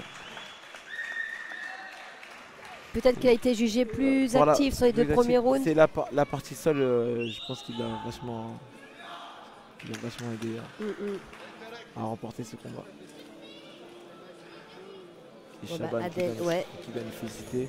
Même étant blessé, il est venu C'est son coach. encourager apparemment. Voilà, donc Adel Khaldoun, de la bonne école de Oui. Montpellier, champion de France chez les moins de 66 kilos. Premier champion de France dans cette catégorie. Tout à fait.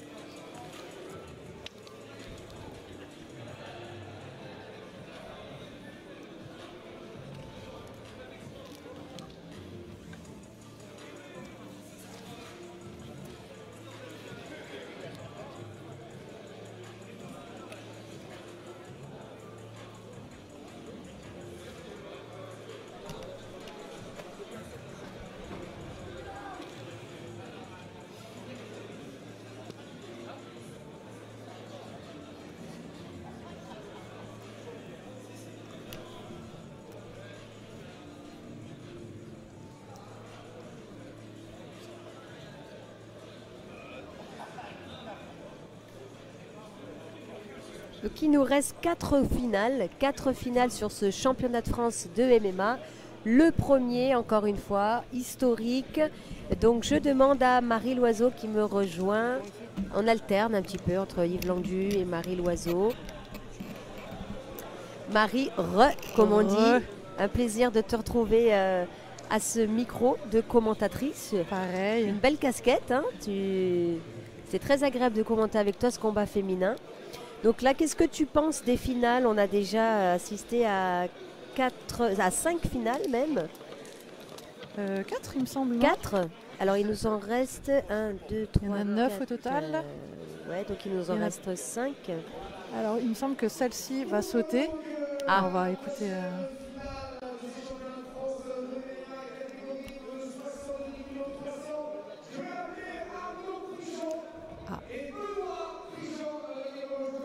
Donc finalement, je ne sais pas s'ils vont combattre parce que là c'est un cas un peu particulier, c'est 2 frères. Ah oui, jumeaux. Et oui, exactement. Pour ne rien gâcher à l'événement. Et je ne sais pas s'ils vont combattre, ils n'ont pas de gants, donc je pense qu'en fait, a priori, on ne peut pas faire combattre deux frères, en tout cas des gens d'une fratrie. Ah d'accord. Donc les deux ont combattu sur les poules jusqu'en finale, donc demi-finale, quart de finale, demi-finale, et les deux sont arrivés en finale. Et a priori, ils ne vont pas s'affronter en finale. Voilà, super. C'est un bon dénouement pour les 2 frères. Ah oui, complètement. On aurait aimé savoir qui allait gagner. Donc ils sont du même club, le NR Fight de Paris. Ça, ils s'entraînent ensemble. Et comme tu l'as précisé, ils sont frères, mais frères jumeaux en plus. Donc, parce qu'on en a connu des frères dans divers sports, comme je pense là tout de suite aux frères Pénaud, par exemple. Tu vois, ils sont en pied-point, donc ils avaient commencé ensemble aussi à l'âge de 6 ans, etc. Ouais, dans le MMA ça existe aussi. J'ai en tête les frères Di Franco, il me semble, qui sont belges. Après, ils sont pas dans la même catégorie. Là, ils pourraient peut-être un des 2 frères pourrait prendre du poids ou maigrir pour éviter de se retrouver tous les deux à combattre. En tout cas, c'est super. Moi, je suis bien contente pour eux. Voilà, c'est deux super combattants. Ouais, ils ont l'air jeunes en plus, Marie. Très jeunes et puis qui sont vraiment tous les jours à la salle. Ils ont vraiment une discipline par rapport à leur entraînement, par rapport aussi à leur style de vie. Donc là, je pense qu'ils ont vraiment envie de se mettre à fond et que voilà, c'est bien parti pour eux en tout cas. Ils sont sur une bonne lancée. Donc on leur souhaite de continuer à performer. De performer et de bien représenter la France, puisque tous ces gagnants, Marie, et je pense aussi les finalistes, vont faire partie de l'équipe de France de MMA. Alors ils feront partie de l'équipe de France, ils participeront pas forcément aux mondiaux, parce qu'il y a déjà des catégories qui sont pleines pour les championnats du monde à Dubaï 2009. Ouais, qui arrive très vite, là, le 22 janvier. Dans 2 semaines, ouais.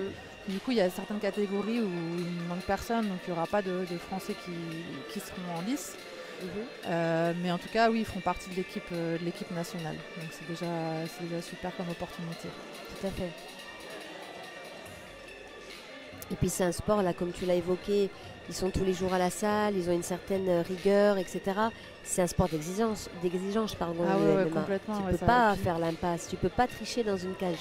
Non, après je pense que tout sport de haut niveau, mais c'est vrai que les sports de combat, le MMA, c'est vraiment quelque chose de très prenant et qui demande une rigueur, comme tu viens de dire, une exigence vis-à-vis de soi-même, une discipline. C'est vraiment ce qu'on dirait un lifestyle en fait. C'est vraiment ta vie un peu consacrée à ça. En tout cas, si tu es dans une idée de performer et de continuer une carrière après en professionnel, c'est vrai que ça demande beaucoup d'investissement à vraiment tous les niveaux. Donc, Est-ce qu'on peut parler d'une vie de sacrifice? Ouais, ou de choix, ça dépend dans quel sens on va. Le verre à moitié plein ou à moitié vide. Je pense que chaque choix demande forcément des sacrifices, mais c'est aussi ce qui fait la beauté aussi à la fin des victoires et des accomplissements personnels. C'est que voilà, on sait ce qu'on a donné pour sa passion, et c'est ce qui fait sens et donne aussi toute la valeur aux victoires, je pense. C'est aussi ça qui donne ce petit goût de satisfaction, on va dire. Parce qu'on sait ce qu'on a fait pour en arriver là, quoi. Donc, tout à fait. C'est aussi un travail d'équipe. Souvent, la plupart du temps, ouais, c'est vrai que ça joue beaucoup aussi de l'encadrement. C'est vrai que c'est quelque chose qu'on ne va pas voir forcément le jour J et au moment dans la cage, mais c'est vrai que le fait d'avoir autant un cadre, que ce soit au niveau des partenaires d'entraînement, que ce soit au niveau des coachs, que ce soit au niveau aussi, j'ai envie de dire, dans le domaine aussi personnel, je pense que quelqu'un qui est soutenu aussi... qui est bien entouré. Exactement, Ouais. qui est bien entouré, soutenu dans sa passion, je pense qu'il va avoir beaucoup plus de chances de performer et d'être dans un environnement qui est voilà, bienveillant, encourageant. Je pense que ça augmente les chances de performance. Et puis aussi, voilà, on va pas se mentir, c'est un sport aussi qui demande d'avoir un mental. Donc si au niveau de la tête tout va bien, si on se sent en pleine possession de ses moyens, etc., je pense que ouais, là, c'est là où on peut se libérer pour atteindre des performances, quoi. Donc ouais, ça joue beaucoup. Il y a beaucoup de paramètres qui ne sont pas forcément visibles le jour J, mais comme tu dis, le cadre et l'environnement, je pense que c'est des facteurs assez importants en matière de performance. Si ce n'est primordial, je suis d'accord, parce que ça a tellement d'importance. Si tu dois à la fois te battre dans la cage et aussi dans ta vie personnelle parce que tu es mal entouré ou parce que c'est un combat de plus et ça prend une énergie dingue, une énergie que tu peux mettre dans la cage ou à l'entraînement, tu vois. Donc tu fais bien de le préciser, ouais, c'est hyper important l'entourage.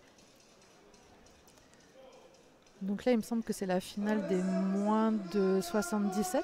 C'est ça. Donc le premier combattant est rentré dans la cage, Dylan Nagy. C'est ça. Opposé à Mohamed Bayo, qui arrive dans la cage. Donc à savoir que voilà, les deux combattants aussi combattu minimum un combat ce matin. Donc un 3 x 3 minutes chacun. Donc ils ont ça, on peut dire qu'ils ont ça dans les pattes. C'est souvent un avantage parce que le premier combat, souvent, il y a beaucoup de stress qui est accumulé. Donc on est peut-être un petit peu plus sur la réserve, on est un peu plus crispé, etc. Donc là, d'arriver en finale avec déjà un combat, je pense que ça peut aussi permettre de se libérer un peu plus, d'être un peu, voilà, on a vu, on est rentré dans la cage, on a combattu, on a eu nos sensations. Un petit peu. Exactement. Ouais. Donc là, je pense que c'est pour ça aussi, là, pour les finales, je trouve qu'on a des beaux combats et où les gens, les combattants et les combattantes semblent très relâchés. Et je pense que c'était pas le cas ce matin où il y avait un peu plus de crispation, un peu plus voilà, aussi c'était le matin, etc. Et là, on les sent vraiment libérés, vraiment détendus. Ils arrivent, voilà, plutôt contents d'être là. Et ça se voit techniquement. Il y a des belles choses qui se passent dans la cage.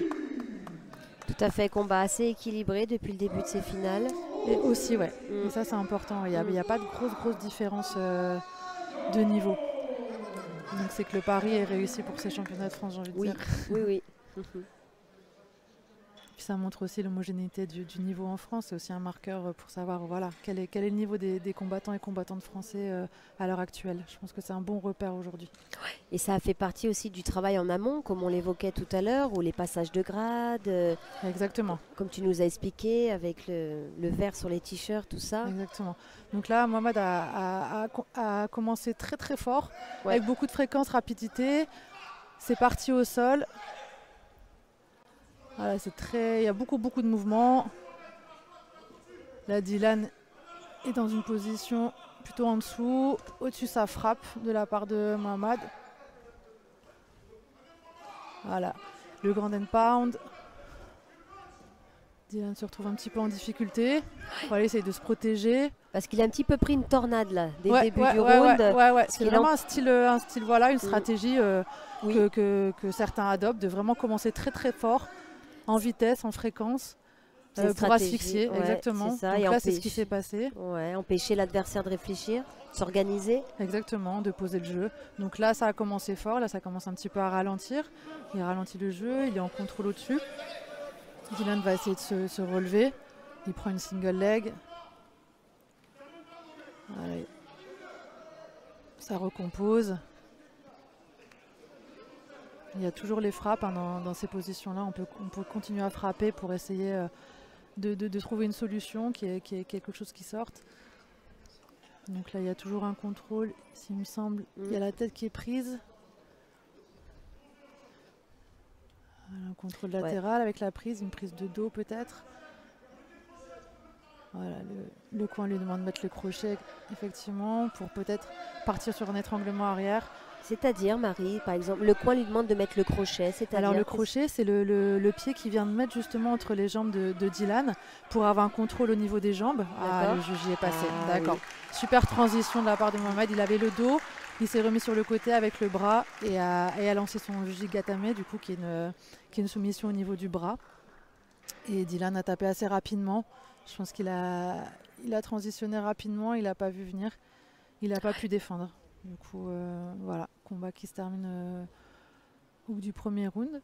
Assez fulgurant, on va dire. Oui, c'est une victoire fulgurante, c'est clair.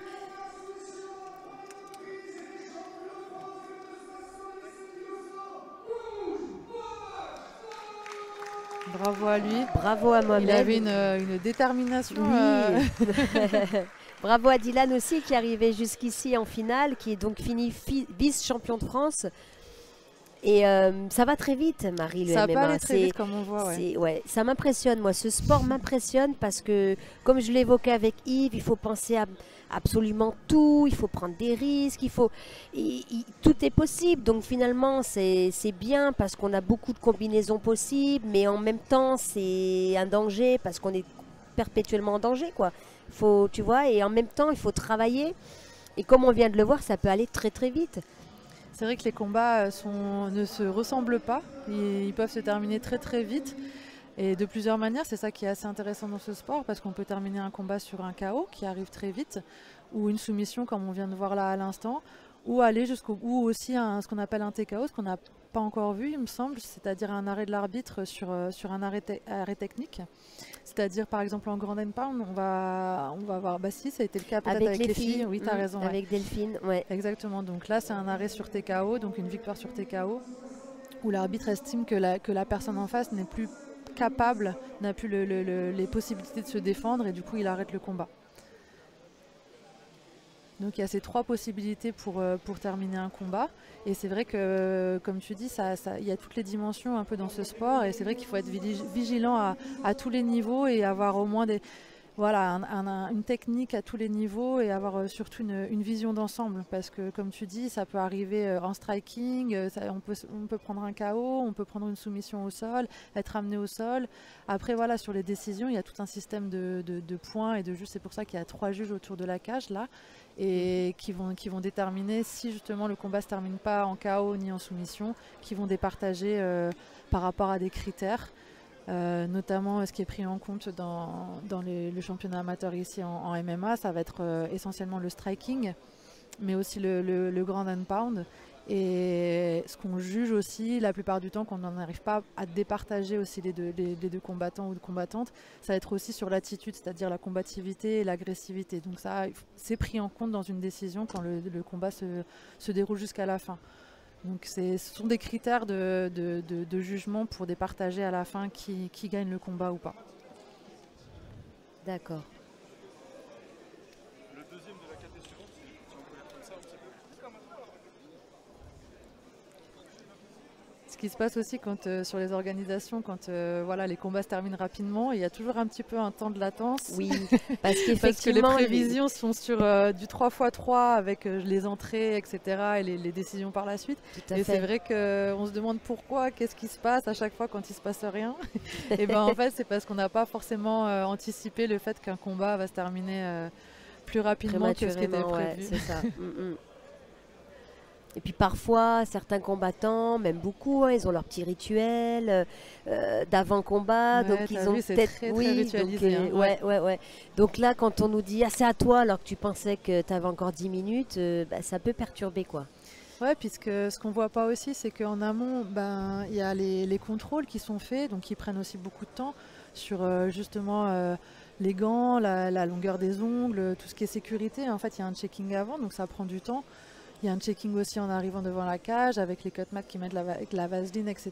Donc il y a tout un protocole qui prend du temps en fait avant que le combat en lui-même commence. Donc tout ça, ça fait aussi beaucoup de temps d'attente parfois, où le spectateur ou la spectatrice se languit un petit peu. Ouais. Mais c'est vrai que c'est difficilement enchaînable rapidement les combats de MMA.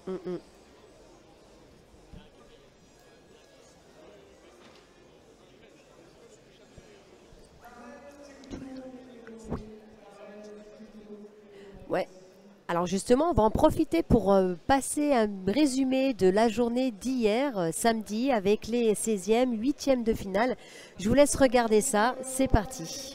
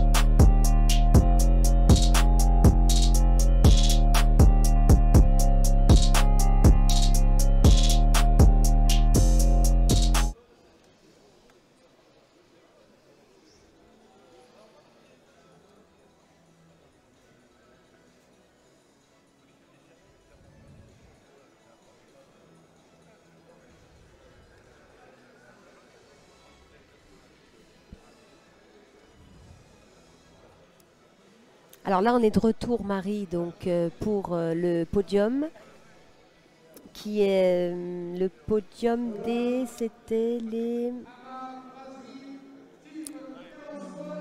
Il me semble les moins de 61. C'est ça. Non, c'est les moins de 66 à Marmazerie. Ah oui, exactement. Non.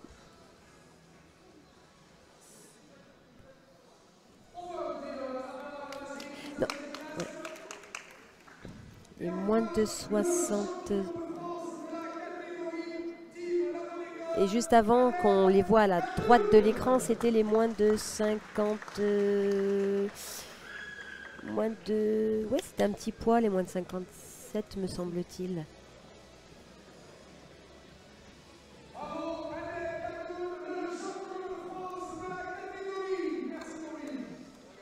Là, les moins de 66 kilos. Du coup, avec le vainqueur Adel Khaldoun.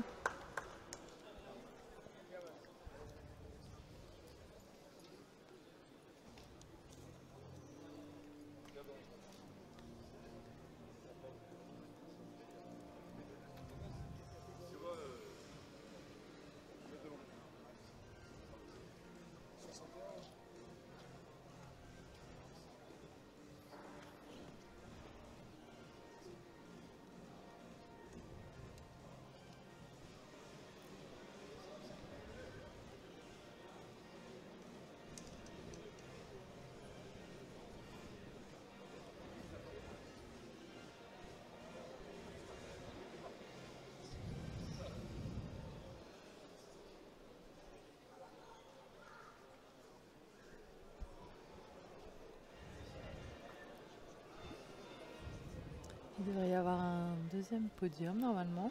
D'accord. Lequel on ne sait pas encore. Surprise.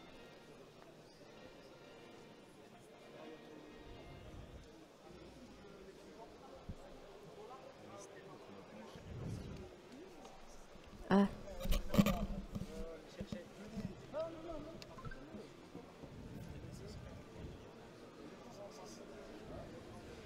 Ici.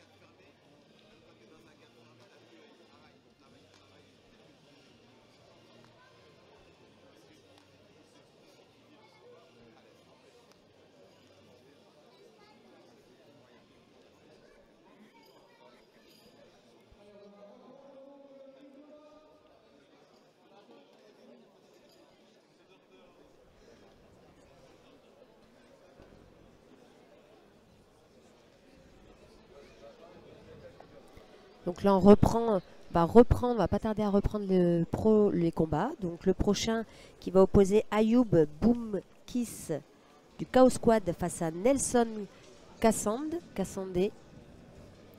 Donc c'est un combat... Catégorie de la moins de 84 kg. Ouais, donc là c'est... Ça va commencer à frapper lourd. Ouais. Et on remarque que voilà, la fédération a choisi de faire les combats un peu dans l'ordre de poids. Donc ils suivent du plus léger au plus lourd. Donc le dernier combat sera un combat en moins de 120 kg. Donc Ah il est super lourd. Ok. Voilà. Donc là c'est crescendo, on augmente en catégorie de poids. Et effectivement, c'est vrai que les catégories de poids, on va dire que ça change un petit peu le style de combat. Voilà, il y a les légers, c'est réputé pour être très rapide et très légers dans leurs mouvements, etc. Alors que les lourds, bah voilà, il va y avoir peut-être moins de déplacements, c'est ça. moins de volume en termes de frappe. Il y a peut-être moins d'action, mais quand ça percute quoi. Les frappes peuvent être plus lourdes. Ouais. Voilà, c'est une autre chorégraphie de combat, on va dire. C'est ça. Et toi, Marie, tu combats dans quelle catégorie? Alors en moins de 61, qui est un peu la moyenne. Oui, enfin, chez les femmes. Ouais, plutôt lourde quand même. Mais voilà, après il y a 65 kilos et après au-dessus de ça. Mais oui, plutôt 61 kilos. Plutôt lourde. Tu trouves? Moi, je trouve que c'est une belle caté, les 60 kilos, dans le sens... ah bah moi j'aime aussi. Ouais, il y a de la vitesse, il y a de l'explosivité, justement, ça frappe. C'est une très belle catégorie, je trouve, les 60 kilos. Ouais, qui est différente. Moi, tous les atomweight et les strawweight, où c'est vraiment rapide, où il y a vraiment beaucoup de volume, beaucoup de fréquence, beaucoup de rapidité dans les actions. Voilà, ça change un peu, c'est pas les mêmes combats. Mais du coup, c'est ça qui est aussi intéressant, c'est de voir que bah, voilà, selon les poids, on voit pas les mêmes choses. Et c'est pour ça qu'il y a certaines personnes qui privilégient ou qui préfèrent, par exemple, regarder les combats de poids lourds, qui trouvent ça plus intéressant, ça leur parle plus, etc. Et d'autres qui sont plus à apprécier des combats avec beaucoup de volume, avec beaucoup de frappe, avec, voilà, avec beaucoup de déplacements et de dynamique. Voilà, Après, chacun ses préférences de combat et combattantes.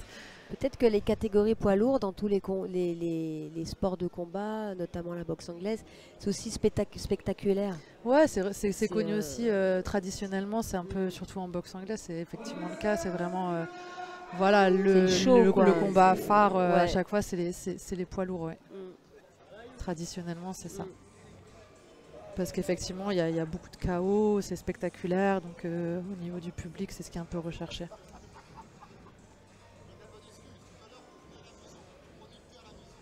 Puis c'est vrai que c'est impressionnant les poids lourds parce que la puissance, c'est quand même quand on se retrouve à côté d'une cage ou d'un ring et qu'on voit en réalité la puissance de frappe, c'est vraiment quelque chose qui est impressionnant, qui n'est pas forcément perceptible quand on est derrière son écran, mais quand on voit ou même parfois quand on entend. C'est ce que j'allais dire, effectivement. Des fois, quand on entend la lourdeur des coups, tu te dis ah oui, j'aimerais pas en prendre une. Ouais. Et il y a eu ça, alors je sais pas si tu as regardé pendant les confinements, quand les salles étaient là aussi un peu quand il n'y a pas de public, mais c'est vrai qu'on a commencé à entendre beaucoup justement, vu qu'il n'y avait pas le public, qui cachait les bruits des frappes.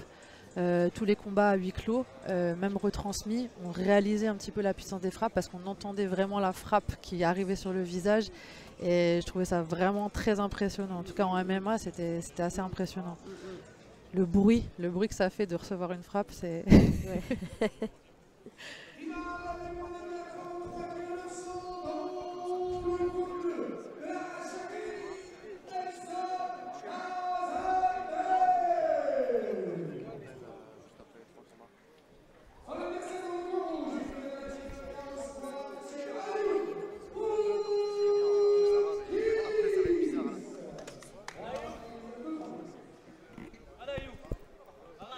Donc là, il nous reste 3 combats, Marie. 3 combats. Et là, nous sommes donc chez les moins de 84 kilos. Du coup, on a Nelson dans le coin bleu, qui fait partie de la Hatch Academy, qui est un club parisien, Aubervilliers, pardon, très très connu. Oui, une belle réputation. Et Ayoub sur le coin rouge. Donc du là, Chaos les deux Squad, la team Chaos Squad. Tout à fait. Donc là, ça commence, ça travaille. Bon, c'est un peu moins explosif que le premier combat. Vous avez vu, ça construit un petit peu plus. Voilà, ça prend la distance, ça prend un peu les marques. À quelle distance je peux toucher. Ils sont très mobiles du haut du corps, ils travaillent avec le bras avant. Ça envoie la première frappe, c'est contré sur une possiblement amenée au sol. Voilà, là c'est stabilisé. Stabilisé au sol. Pour l'instant, pas encore de frappe, ça va arriver.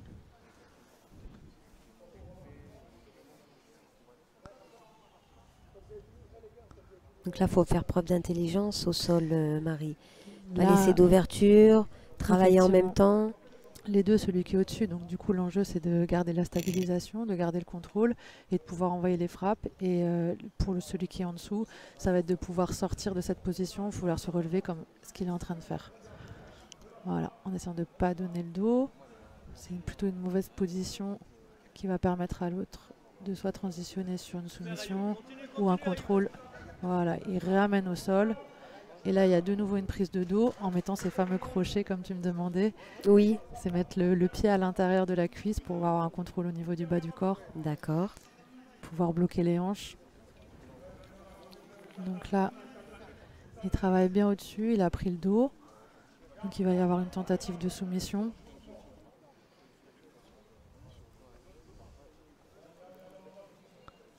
On voit pas bien le visage, on voit pas bien ce qui se passe au niveau du haut du corps, au niveau des bras, si l'étranglement est mis. Bon, il a le corps au sol, là c'est plutôt mal parti pour pouvoir sortir de cette position.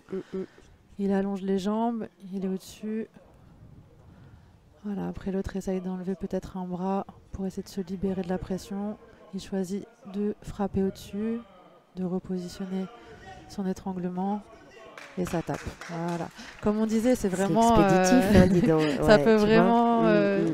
se terminer rapidement. Donc une victoire de la Hatch. Une belle victoire de Nelson.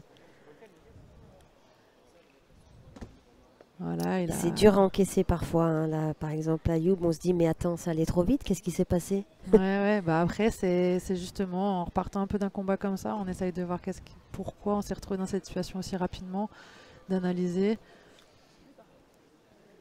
Après là, il y avait une supériorité de la part de Nelson qui a mené le combat du début à la fin, du debout pour arriver jusqu'à une soumission et terminer le combat de manière technique.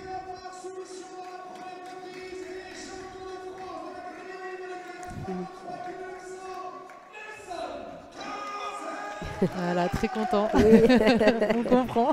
Ah oui, tout à fait. C'est le premier champion de France dans cette catégorie des 84 kilos. Tous ceux aujourd'hui, même les finalistes, hein, tous les finalistes aujourd'hui marquent l'histoire. Oui, tout à fait. Avec cette grande première. Ouais, je pense qu'il y a une joie de participer aussi à cette première qui est perceptible. Et il pourra dire dans 20 ans, j'ai été le premier. C'est vrai, c'est vrai.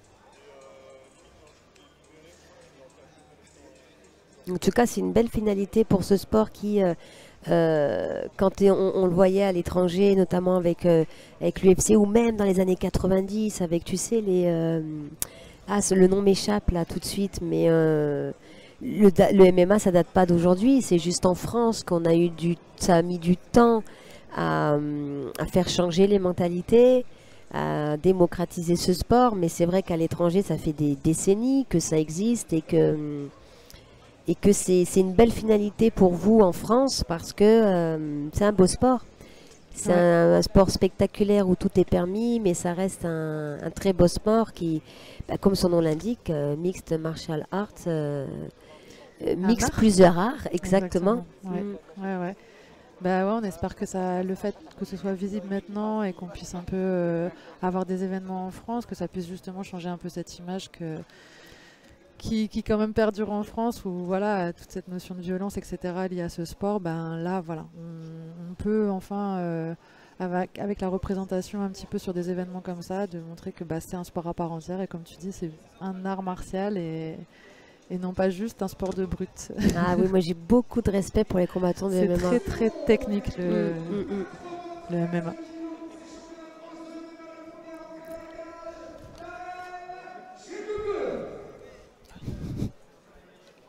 Merci Marie, je te dis à tout à l'heure. Je vais accueillir Yves. Ouais, merci beaucoup. À bientôt.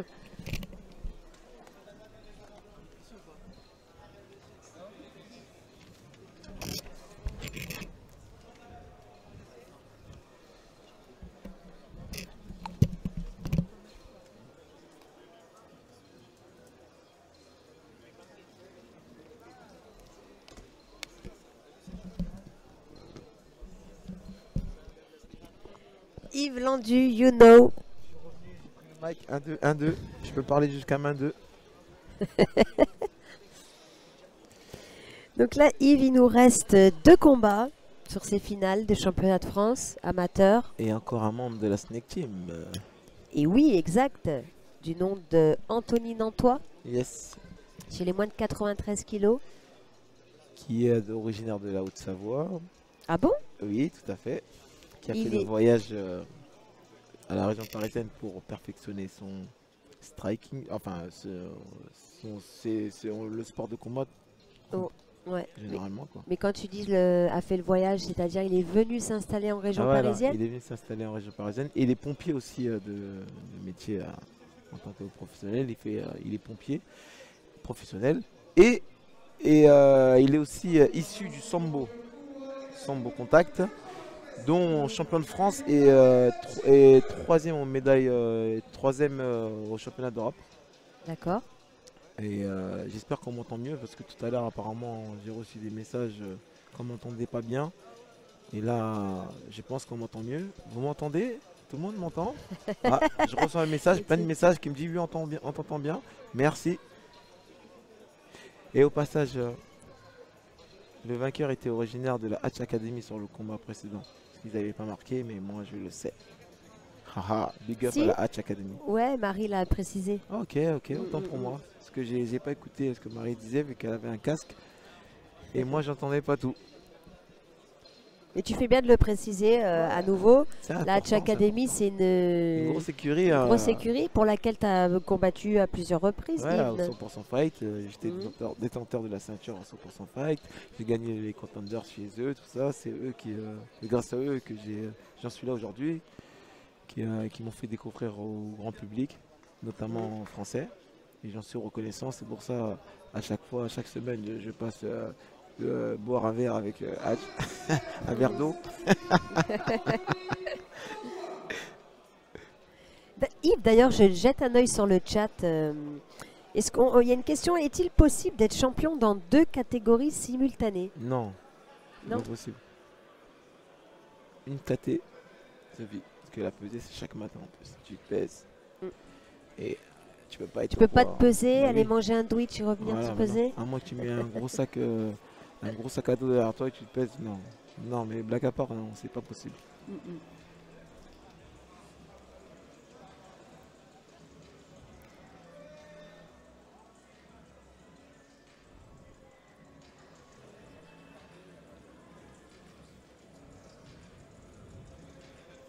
Ça, c'est comment d'après ça.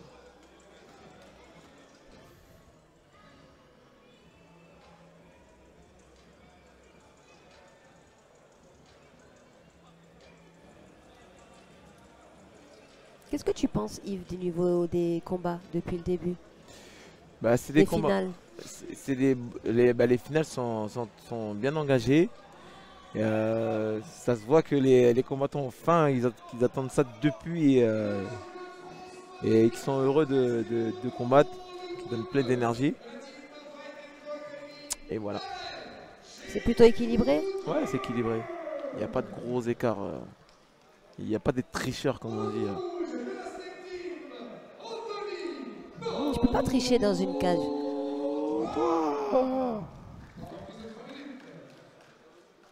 S'il y a des tricheurs qui prétendent de faire du MMA en amateur, qu'ils ont déjà fait des combats en professionnel, et ça, il y en a dans toutes les disciplines. Des menteurs comme ça, là. Ah, tu veux dire qu'ils se prétendent amateurs alors qu'ils ont Voilà. déjà fait des combats pro? En cachette. Allez, c'est parti. Ah, c'est engagé dès le début, c'est engagé. Et Anthony, est-ce qu'il a un background? Est-ce qu'il a commencé directement par le MMA ou... Non, samboïste. Ah, samboïste, oui, tu l'as précisé en plus. oui. Ouais, il le touche. Et il est bas. Et il est bas. Super. Ah là, la soumission, ça va, à mon avis, comme il est bien solide au sol. Quelles sont les qualités d'Anthony, Yves? Il est dur au mal. Il a une force incroyable qui est Force sous-estime. naturelle? Et Ah il a ouais! Bravo. En 40 secondes, dis donc. Voilà, Toto. Et énervé. Et énervé le Savoie. Ça, c'est la Haute-Savoie, ça. Il s'entraîne avec, de la neige, des rochers, tout ça. Ça se voit, ça se voit. Voilà. Et dès qu'il a chaud pour se baigner, bah, il saute dans la rivière. Voilà. Et il est énervé, Toto. C'est une belle performance, dis Yes. donc. En 45 secondes, Yves. Expéditif. Ouais, et puis tu disais, on a pu voir cette force naturelle. Force naturelle, il a une Ouais. force naturelle qui est incroyable, qui lui-même sous-estime sa force. comme les super-héros qui ont des super pouvoirs. Il dit, ah, j'ai une force comme ça. Mais toujours devant moi, il a cassé un poteau, un lampadaire, juste en mettant un middle. Je dis, comment t'as fait? Non, je rigole, c'est pas vrai. Je dis Bah, n'importe j'allais quoi, te là. demander Ouais. si lampadaire, il était en bois. Elle a, comme le dessin animé, Lascar. Ouais. Il a couru, après il a pleuré. En fait.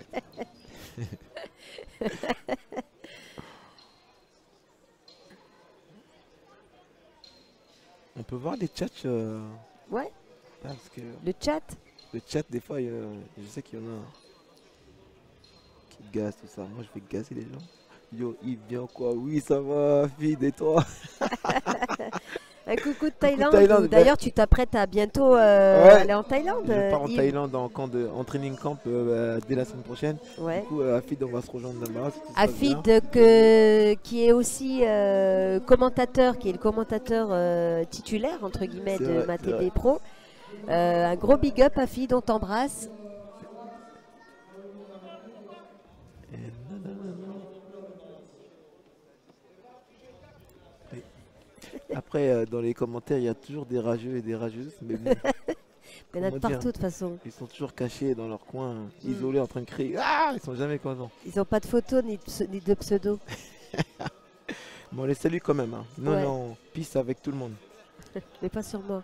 Ouais, voilà. On a pu apercevoir aussi Papou, qui est présent ici, un autre membre de la Snake Team, Yves. De la Snake Team, hein, qui sont là en tant que spectateurs, combattants et coach et commentateurs.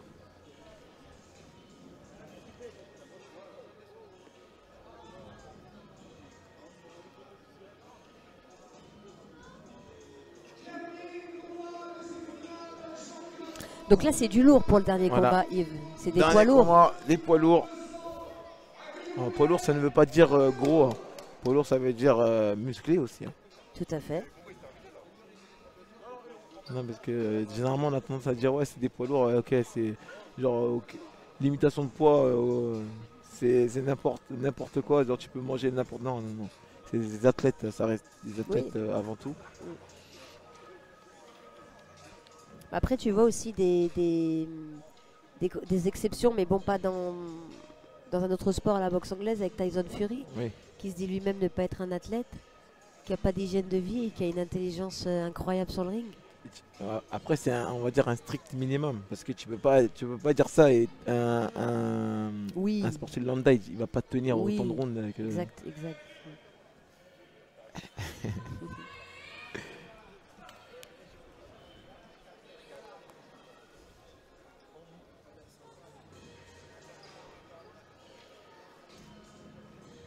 Le DJ est pas mal. Hein.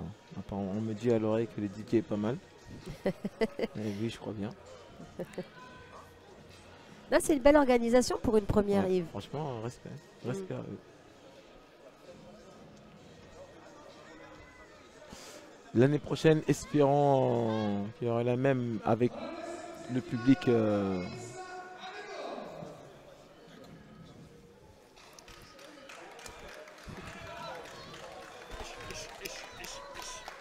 Ah, Donc on a attends. Cyril Diabaté qui vient un petit peu Derrière taquiner Yves Landu. Ouais, je comprends pas en fait. Qu'est-ce qu'il veut? Comment? Ouais, ça c'est professionnalisme, c'est du n'importe quoi ça, n'importe quoi.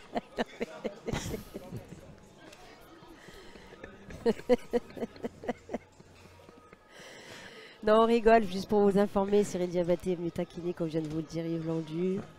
Il a voulu me taper, mais j'ai bien esquivé comme il m'a pris. Dès que je l'ai feinté, il a reculé. Donc c'est bon ça.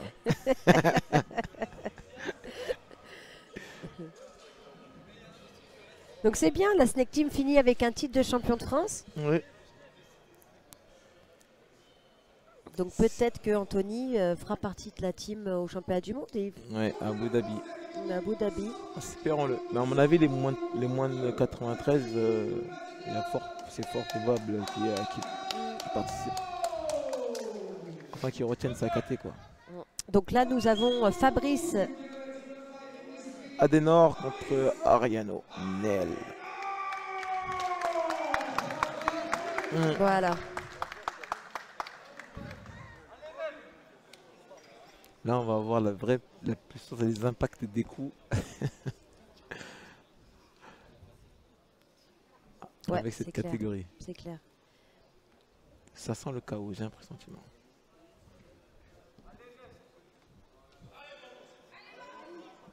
Ça va vite, hein, de toute façon, on peut s'attendre à tout.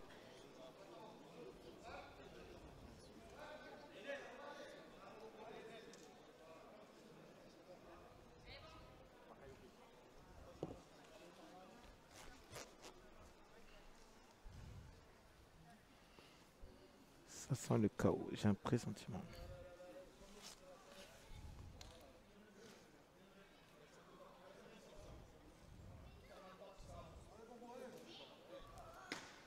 Ouais. Oh oui.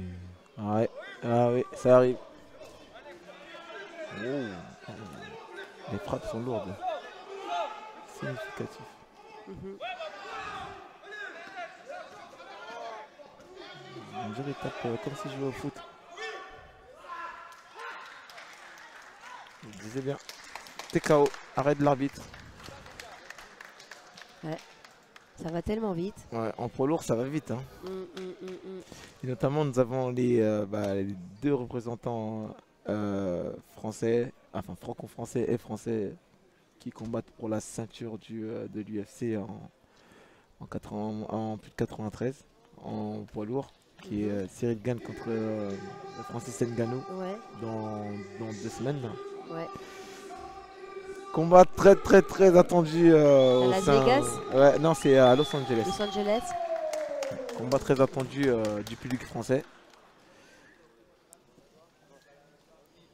Un gros big up à eux au passage. Oui, tout à fait. De beaux représentants Ouais. de l'école française. Ouais. Qui élève le MMA en France, dans le monde entier Mhm. On a aussi Manon Fiorot, aussi. en combattante féminine Ouais. à l'UFC, qui là fait un parcours sans faute depuis le début en C'est plus. vrai, tout à fait. Et Benoît Denis, Fares Ziem aussi. Oui, de Lyon.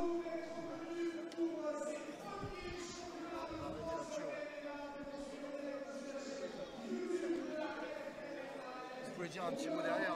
Mais, Ok. Donc là, c'est les finales de ce championnat de France, de ce premier championnat de France de MMA amateur touchent à leur fin. Merci de nous avoir suivis. Yves, merci pour ta présence. Merci à Marie toi. également. Merci à toi et merci. Belle expérience en commentateur aujourd'hui. Belle expérience pour l'événement du MMA amateur aujourd'hui. Franchement, une bonne journée. Une belle réussite. Belle Merci à réussite, tous voilà. de nous avoir suivis. Et puis à bientôt sur Ma TV Pro. Bonne fin de journée à vous. Au revoir. Salut tout le monde.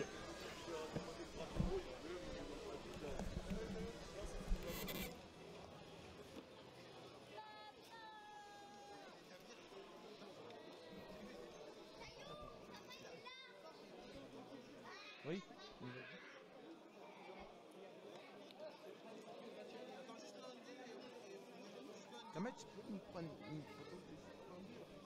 Ouais. Attends, fais voir.